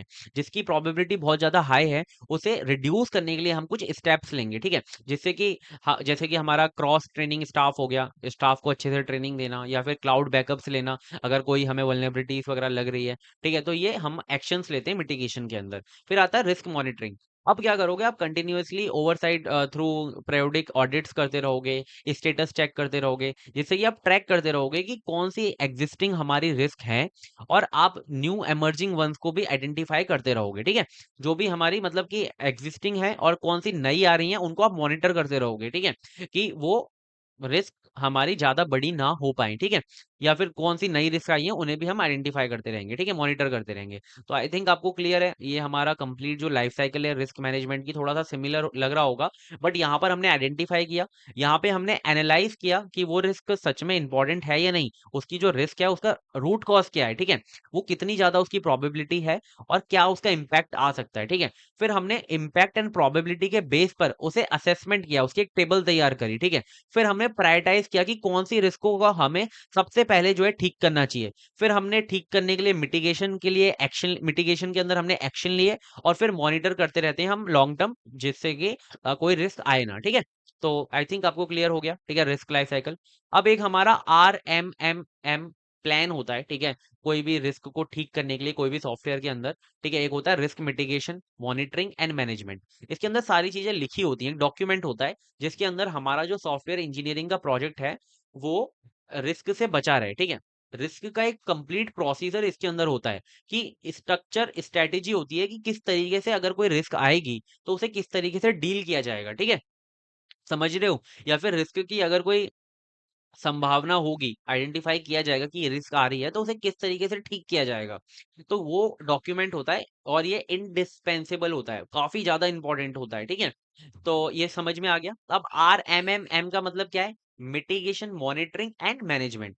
अब जैसे कि हम एक एग्ज़ाम्पल से समझते हैं कि कोर डेटाबेस फेलियर, ठीक है? कोर डेटाबेस फेलियर करके एक रिस्क है, ठीक है? तो इसके अंदर मिटिगेशन क्या होगा? इसके अंदर जो डुअल मल्टी रीजन क्लाउड है, उसके अंदर रेप्लिकेशन को कॉन्फ़िगर किया जाएगा, ठीक है? रेप्लिकेट किया जाएगा। डेली ऑटोमेटेड स्नैपशॉट लिए जाएँगे, जिससे कि अगर कहीं पर भी फेलियर होता है, तो उस स्नैपशॉट पे जो है रोल बैक करा जा सके। मॉनिटरिंग की जाएगी, वीकली बेसिस पे जो है चेक्स इंटीग्रेटेड चेक्स किए जाएँगे। ऑटोमेटेड हार्ट बीट्स को हर 5 मिनट के बाद चेक किया जाएगा। तो ये वीकली मॉनिटरिंग होगी, ठीक है? मतलब कि रन होगी हमेशा ये मॉनिटरिंग। फिर मैनेजमेंट के अंदर क्या होगा कि जो भी अगर आपको लगता है कि डेटाबेस क्रैश हो गया, तो इमीडिएटली जो भी हमारे रेप्लिकास हैं, उन्हें लाया जाएगा और स्नैपशॉट पे रोल बैक किया जाएगा, रिस्टोर किया जाएगा उन्हें, ठीक है? तो आपको समझ में आ रहा है कि अगर डेटाबेस क्रैश का एक हमारा फेलियर का रिस्क है, तो उसके लिए हमने क्या डॉक्यूमेंट किया हुआ है, क्या तैयार किया हुआ है, ठीक है? जिसको हम डायरेक्टली फॉलो कर सकते हैं, ठीक है? अगर कुछ ऐसा होता है। तो आरएमएमएम अगर आ जाता है कभी तो आप आराम से जो है। सो अब बढ़ते हैं नेक्स्ट टॉपिक की तरफ जो कि है प्रोजेक्ट मैट्रिक्स। अब प्रोजेक्ट मैट्रिक्स होता क्या है, तो ये देखो हमारा पहले अभी देखेंगे क्या होता है, बट आप देख लोगे ये आपकी यूनिवर्सिटी में जो है 2 बार क्वेश्चन आया हुआ है, 2023 23 दोनों में मतलब एक एक पेपर के अंदर जो ये दोनों क्वेश्चन आए थे। सबसे पहले तो आप मेंटेनेंस मैट्रिक्स को डिटेल में एक्सप्लेन करो, वो हम अभी देखेंगे एंड में। और फिर प्रोडक्ट मैट्रिक्स और प्रोजेक्ट प्रोसेस मैट्रिक्स क्या होते हैं, दोनों में डिफरेंस बताओ, ठीक है? तो देखते हैं सब चीज़ों को इस टॉपिक के अंदर, ये जो क्वेश्चंस हैं आपके सॉल्व हो जाएँगे अच्छे से। तो प्रोजेक्ट मैट्रिक्स होता क्या है? तो देखो अब ना, अब जैसे कि आप सोचो कि आपकी एक सॉफ्टवेयर कंपनी है और उसने अभी जो है एक मैसिव ई-कॉमर्स वेबसाइट जो है अभी बिल्ड करी है, ठीक है? खत्म कर दिया उस प्रोजेक्ट को। अब उसके डिप्लॉयमेंट के बाद तुरंत जो है प्रोजेक्ट मैनेजर एक जो है रिव्यू मीटिंग रखता है और पूछता है कि क्या सॉफ्टवेयर क्वालिटी अच्छी है? एक्चुअली गुड है, ठीक है? क्या it developers work efficiently during the sprint? Is the project strictly with in budget, ठीक है? ये सारी चीजें पूछता है। तो आप इस क्वेश्चंस के जो आंसर्स है ना, ऐसे गैस में या फिर इंट्यूशन के बेस पे नहीं दे सकते। आपको इसे जो है सॉफ्टवेयर मैट्रिक्स की हेल्प से देना पड़ता है, जो कि प्रिसाइज होती है, न्यूमेरिकल वैल्यूज होती हैं और क्वांटिफाइड सॉफ्टवेयर परफॉर्मेंस होती है। मतलब कि एक क्वांटिटिव जो है वैल्यू होती है, जो आप जो बताते हो, ठीक है? जैसे कि आपको बताया कि ये स्ट्रिक्टली बजट में थी, तो आप बता पाते हो कि हमारा बजट 2 लाख का था और हमारा जो ये कंप्लीट काम हुआ वो हमारा 1.5 लैक्स 5 लैक्स के अंदर हो गया। तो आप ऐसे इसके अंदर बताते हो, ठीक है? तो मतलब आप क्या कर रहे हो यहाँ पे, प्रिसाइज़ आंसर दे पाते हो with the help of matrix. अब मैट्रिक्स होता क्या है? मैट्रिक्स एक हमारी मेज़रमेंट होती है। जैसे ह्यूमन की हाइट को मेज़र करने के लिए सेंटीमीटर होता है हमारे पास, ठीक है? फुट होता है। वैसे ही हम बॉडी वेट को मेज़र करने के लिए हमारे पास केजी होता है, किलोग्राम होता है। ऐसे ही सॉफ्टवेयर को क्वालिटी को मेज़र करने के लिए हमारे पास अलग-अलग सॉफ्टवेयर मैट्रिसेस होते हैं, ठीक है? जैसे कि हमारा एलओसी हो गया, लाइन ऑफ कोड, एमटीटीआर हो गया, अभी हम मेंटेनेंस वाले में देखेंगे इसे, ठीक है? और अब देखो मेज़रमेंट मैट्रिसेस जो होती है ना, हमारी क्वांटिटेटिव मेजर्स होती हैं, जिसे हम जो हमारा सॉफ्टवेयर है, प्रोजेक्ट है, उसे इवैल्यूएट करने के लिए, एस्टिमेट करने के लिए, मॉनिटर करने के लिए और कंट्रोल करने के लिए डिफरेंट एस्पेक्ट्स को यूज़ करते हैं, ठीक है? तो ये हमारी क्या होती है, मैट्रिक्स होती है। अब यहाँ पे सॉफ्टवेयर मैट्रिक्स भी एक हमारा टाइप है मैट्रिक्स का, कि ये भी एक हमारी क्वांटिटेटिव मेजर्स होती है, जो कि सॉफ्टवेयर जो हमारा प्रोजेक्ट है उसकी परफॉर्मेंस को एस्टिमेट करने के लिए, मॉनिटर करने के लिए, कंट्रोल करने के लिए और जो हमारा सॉफ्टवेयर है उसकी क्वालिटी को इम्प्रूव करने के लिए क्या करते हैं, हम इसे यूज करते हैं, ठीक है? तो सॉफ्टवेयर मैट्रिक्स आई होप आपको क्लियर है कि बस आपको इतना याद रखना है कि क्वांटिटेटिव मेजर है, ठीक है? जिसे हम एस्टिमेट, मॉनिटर एंड कंट्रोल करने के लिए यूज करते हैं और हमारी जिससे क्या होता है कि जो हमारी परफॉर्मेंस है ना पूरे के पूरे सॉफ्टवेयर प्रोजेक्ट की, वो बहुत ज्यादा इंप्रूव हो जाती है, प्रोडक्टिविटी इंप्रूव हो जाती है, जो कॉस्ट हम लेके चल रहे थे वो भी हमारी अच्छे से हमें दिखती है एक न्यूमेरिकल वैल्यू में, ठीक है? अब ये जो हमारा है मैट्रिक्स है, इसकी नीड क्या पड़ी, इसके की ऑब्जेक्टिव्स क्या हैं? देखो बिना मैट्रिक्स के क्या है कि जो मैनेजर है वो कभी भी can not make objective data driven decision. आप कभी भी डेटा ड्रिवन डिसीजन नहीं ले पाओगे। आप जस्ट एक्सपीरियंस के बेस पे, आप कुछ इंट्यूशन के बेस पे जो है डिसीजन ले रहे होंगे, बट डेटा ड्रिवन डिसीजन नहीं ले पाओगे। तो अब इसके की ऑब्जेक्टिव्स क्या होते हैं? सबसे पहले तो ये क्या करता है, जी सॉफ्टवेयर की जो क्वालिटी है और जो कस्टमर का सेटिस्फेक्शन है उसे मेजर करता है। ठीक है, मैट्रिक्स क्या करता है, इन्हें मेजर करता है। आपका जो प्रोजेक्ट का प्रोग्रेस है और जो शेड्यूल की एक्यूरेसी है, पहले तो प्रोजेक्ट के प्रोग्रेस को ट्रैक करता है और जो शेड्यूल की एक्यूरेसी है उसे मेंटेन करता है कि वो एक्यूरेट रहे। आपकी जो टीम की प्रोडक्टिविटी है उसे इंप्रूव करता है। डेवलपर के जो एफर्ट्स हैं उन्हें ऑप्टिमाइज करता है, सही डायरेक्शन में वो लग रहे हो। ठीक है, और जो पैटर्न्स हैं, जो डिफेक्ट के पैटर्न्स हैं उन्हें आइडेंटिफाई करता है, और जो बग्स हैं उन्हें सिस्टमेटिकली रिड्यूस करने की कोशिश करते हैं। ठीक है, मैट्रिक्स की हेल्प से। अब lower overall software development and maintenance cost, जो ओवरऑल हमारी कॉस्ट लग रही है उसे रिड्यूस करने के लिए यूज किया जाता है, लो लो करने के लिए यूज किया जाता है। ठीक है, मैट्रिक्स को, ये हमारे इसके ऑब्जेक्टिव्स होते हैं। अब हमारे जो सॉफ्टवेयर मैट्रिक्स हैं वो तीन कैटेगरी के अंदर जो है क्लासिफाई किए गए हैं। सबसे पहले हमारा जो मैट्रिक्स होता है वो होता है प्रोडक्ट मैट्रिक्स, दूसरा होता है प्रोसेस मैट्रिक्स, और तीसरा होता है प्रोजेक्ट मैट्रिक्स। तीनों को पीपीपी, आपको याद रखना है, पीपीपी हमारे जो है उसके अंदर क्लासिफाई किए गए हैं। इनको एक एक करके समझते हैं। सबसे पहले आता है हमारा प्रोडक्ट मैट्रिक्सेस। प्रोडक्ट मैट्रिक्सेस क्या होता है, ये हमारा मेजर करता है डायरेक्ट जो हमारा सॉफ्टवेयर आर्टिफैक्ट्स होते हैं। जैसे कि जो भी हमारे सॉफ्टवेयर के अंदर लाइक सोर्स, हमने पहले देखे थे आर्टिफैक्ट्स क्या होते हैं, सोर्स फाइल हो गई, डिजाइन डॉक्यूमेंट्स हो गए, एसआरएस डॉक्यूमेंट हो गए। ये सारी जो हमारी चीजें यूज होती है ना डॉक्यूमेंट सॉफ्टवेयर के अंदर, उन्हें डायरेक्ट कैरेक्टराइज्ड कैरेक्टरिस्टिक्स जो है उसकी, उन्हें डायरेक्ट देखता है। ठीक है, मेजर करता है। उनके जो साइज हैं उनको आइडेंटिफाई करता है, जैसे कि बताएगा कि कितना लाइन ऑफ कोड लिखा हुआ है। ठीक है, किस तरीके से डिजाइन लिखी हुई है, उनकी जो क्वालिटी है उन्हें मेजर करता है। तो जो भी हमारे सॉफ्टवेयर के आर्टिफैक्ट्स हैं उनको कैरेक्टरिस्टिक्स को देखना, मेजर करना, साइज को मेजर करना, क्वालिटी को मेजर करना ही हमारा प्रोडक्ट मैट्रिक्स होता है। ये हमें एक क्वेश्चन का आंसर देता है कि how good is the software, ये हमें डायरेक्टली बताता है कि हमारा जो सॉफ्टवेयर है वो कितना अच्छा है। ठीक है, प्रोडक्ट मैट्रिक्स एग्जांपल के लिए ले लेते हैं कि ये बताता है हमें नंबर ऑफ डिफेक्ट्स कितने हैं, सॉफ्टवेयर का साइज कितना है, रिलायबिलिटी कितनी अच्छी है, रिस्पॉन्स टाइम, मेंटेनेबिलिटी इंडेक्स, ये सारी चीजें बताता है। ठीक है, जैसे कि एक मोबाइल एप्लीकेशन है जिसके अंदर टोटल बग्स जो है वो 8 है, रिस्पॉन्स टाइम जो है वो 2 सेकंड का है, रिलायबिलिटी जो है 99.5% है। तो आप देख सकते हो कि ये सब हमारा कौन बता रहा है, प्रोडक्ट मैट्रिसेस बता रहे हैं। ये जो 2 सेकंड है, ये जो 99.5% है, ये जो टोटल बग्स हैं, ये हमारे मैट्रिक्स हैं। ठीक है, ये जो बता रहे हैं क्या है, मैट्रिक्स है हमारे। ठीक है, जैसे कि रिलायबिलिटी एक मैट्रिक्स हो गया, रिस्पॉन्स टाइम एक मैट्रिक्स हो गया, टोटल बग्स एक हमारा मैट्रिक्स हो गया। अगर पूछा जाएगा कि ये किस टाइप के हैं, तो ये हमारे प्रोडक्ट मैट्रिक्स हैं। ठीक है, अब आता है हम नेक्स्ट मैट्रिक्स की तरफ बढ़ते हैं जो कि है प्रोसेस मैट्रिक्स। अब प्रोसेस मैट्रिक्स नाम से पता चल रहा है कि हमें ये बताएगा, ये मेजर करेगा सॉफ्टवेयर डेवलपमेंट प्रोसेसेस को। ठीक है, कि मेथोडोलॉजी कैसी है, उसे उसकी एफिशिएंसी को कैसे इंप्रूव किया जाए।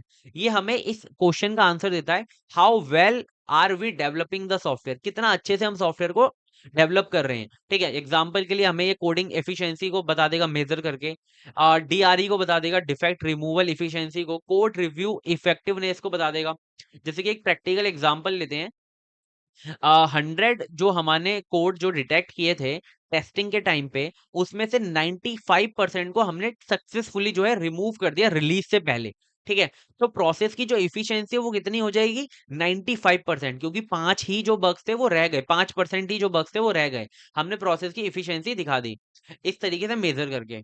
अब आता है प्रोजेक्ट मैट्रिक्स। प्रोजेक्ट मैट्रिक्स हमारा रिलेटेड टू मैनेजमेंट ओरिएंटेड है। ठीक है, ये तो ये हमारा प्रोजेक्ट मैट्रिक्स, ये हमें क्या करता है, प्रोजेक्ट के एग्जीक्यूशन को ट्रैक करता है कि हमने जो पहले प्लान तैयार किया था उस हिसाब से हमारा जो काम है हो रहा है या नहीं हो रहा, रिसोर्स एलोकेशन हमने कितना अच्छे से इफिशिएंटली किया है, ओवरऑल हमारे प्रोजेक्ट की हेल्थ कैसी है। ठीक है, ये हमें आंसर करता है इस क्वेश्चन का, how is the project progressing overall. ठीक है, पूरे के पूरे प्रोजेक्ट का प्रोसेसिंग कैसा है, चाहे हमारा बजट स्पेंड हो, ओवरऑल शेड्यूल वेरिएंस हो, टाइम कंज्यूम कितना हो रहा है, टीम प्रोडक्टिविटी कैसी है। जैसे एक प्रैक्टिकल एग्जांपल लेते हैं कि अलोकेटेड जो बजट था वो था 40 lakhs, और जो एक्चुअल कॉस्ट आई वो आई 38 lakhs। तो हम ये कह सकते हैं कि जो हमारा प्रोजेक्ट है वो कॉस्ट एफिशिएंट है, हमने जितना बजट अलोकेट किया था उसके अंदर अंदर ही जो है काम को कंप्लीट कर दिया।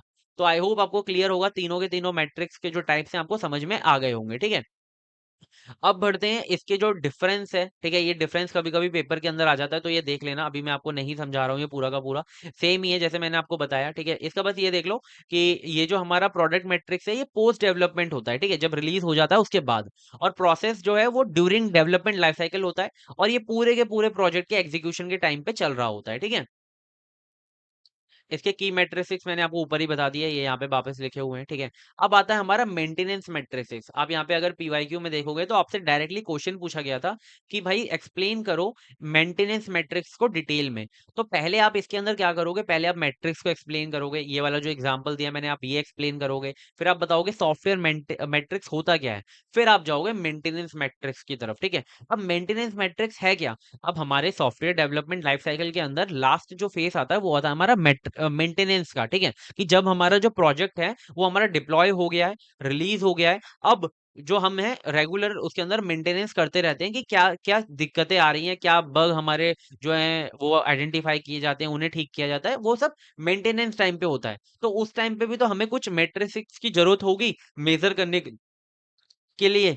मेंटेनेंस मैट्रिक्स हमारा जो है मेजर करता है effectiveness and stability of project software after deployment during operational support, ठीक है। कि आपने उसे डिप्लॉय कर दिया है, उसके बाद जो ऑपरेशनल सपोर्ट है उसको मेजर करने के लिए, उसकी इफेक्टिवनेस एंड स्टेबिलिटी को मेजर करने के लिए यूज होता है मेंटेनेंस मैट्रिक्स, ठीक है। अब ये मेंटेनेंस मैट्रिक्स कुछ इसके की मेंटेनेंस इंडिकेटर्स हैं, ठीक है, उसे देख लो। सबसे पहले आता है हमारा एमटीटीआर।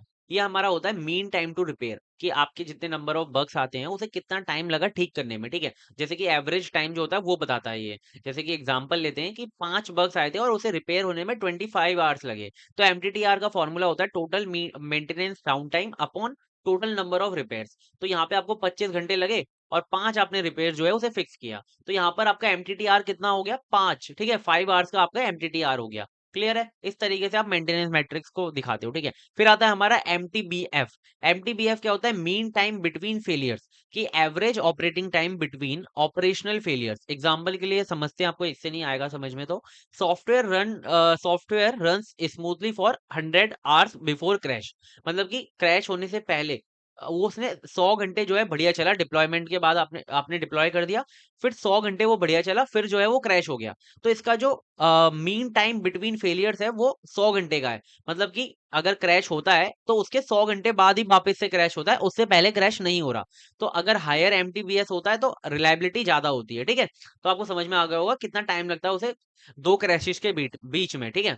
अब आता है नंबर ऑफ बग्स फिक्स्ड, कि आप बता देते हो कि कितने नंबर ऑफ बग्स जो हैं वो फिक्स हुए गए। जैसे कि एग्जांपल के लिए 50 बग्स को जनवरी के अंदर फिक्स किया गया और 80 बग्स को फरवरी के अंदर फिक्स किया गया, ठीक है। अब मेंटेनेंस कॉस्ट हमारी एक होती है कि टोटल एक्सपेंडिचर कितना हुआ हमारा। एनुअल एएमसी जो था वो हमारा 5 lakhs का था, तो हमने एनुअल जो मेंटेनेंस कॉस्ट थी वो बता दी। अब चेंज रिक्वेस्ट कंप्लीशन रेट, कि अब यहाँ पर क्या हुआ कि इसका फॉर्मूला होता है completed request upon total request upon total requested changes into 100, कि यहाँ पे परसेंटेज बताता है कि आपने कितने चेंजेस मांगे गए थे और कितने एक्चुअल में कंप्लीट किए गए, ठीक है। जैसे कि 90 out of 100 requested changes delivered, तो 90% जो है आपका कंप्लीटेड रेट है, ठीक, कंप्लीशन रेट है। कि जो कस्टमर था उसने बोला कि ये जो 100 चेंजेस हैं ये चाहिए मुझे, उसमें से आपने 90 चेंजेस जो है वो कर दिए। तो कुछ नहीं है, आपको जो कंप्लीटेड रिक्वेस्ट है 90 और अपॉन में जितनी रिक्वेस्ट की गई थी और इनटू 100 करना होता है, ठीक है। तो आपको परसेंटेज मिल जाती है, 90% आपका जो है कंप्लीशन रेट है। फिर आता है कस्टमर सेटिस्फेक्शन स्कोर, इसे बोलते हैं CSAT। यहाँ पर आप जो है जो आपका कस्टमर है वो कितना सेटिस्फाई है उसे बताते हो, ठीक है। तो ये हमारे कुछ मैट्रिक्स से मेंटेनेंस मैट्रिक्स आप इस तरीके से उसे समझा सकते हो। और यहाँ पर हमने जो कंप्लीट सारे हमारे टॉपिक्स थे वो कंप्लीट कर लिए बहुत अच्छे से। मैंने बहुत अच्छे से आपको समझाया है, कोई भी ऐसा टॉपिक नहीं था जो मैंने आपको तुरंत ही थोड़ा सा समझा के छोड़ दिया। सब चीजें जो उसके अंदर से पूछी जा सकती हैं वो सब मैंने कंप्लीट कर दिया, ठीक है। चाहे आप अपनी यूनिवर्सिटी एग्जाम्स के लिए प्रिपेयर कर रहे हो या फिर आप अलग से इन टॉपिक्स को पढ़ रहे हो, आपके लिए बहुत जरूरी है ये टॉपिक्स, ठीक है। तो आई होप आपको ये जो वीडियो है बहुत अच्छी लगी होगी, ठीक है। और जो वीडियोस हैं हमारे चैनल पे आ चुकी हैं, आप उन्हें भी देख सकते हो। आपको जो डिस्क्रिप्शन है उसके अंदर प्लेलिस्ट का लिंक मिल जाएगा, उसके अंदर आपको हमारे मल्टी आइटम्स एप्लीकेशन का लिंक भी मिल जाएगा, वहां से आप जो है नोट्स वगैरह डाउनलोड कर सकते हो। मिलते हैं नेक्स्ट वीडियो में, तब तक के लिए bye bye, take care and all the best for exams. एक बार प्लीज बता देना कि आपको वीडियो कैसी लगी, कोई फीडबैक हो, अगर कोई इंप्रूवमेंट चाहिए, कुछ अलग चाहिए तो आप बता सकते हो, ठीक है। Bye bye.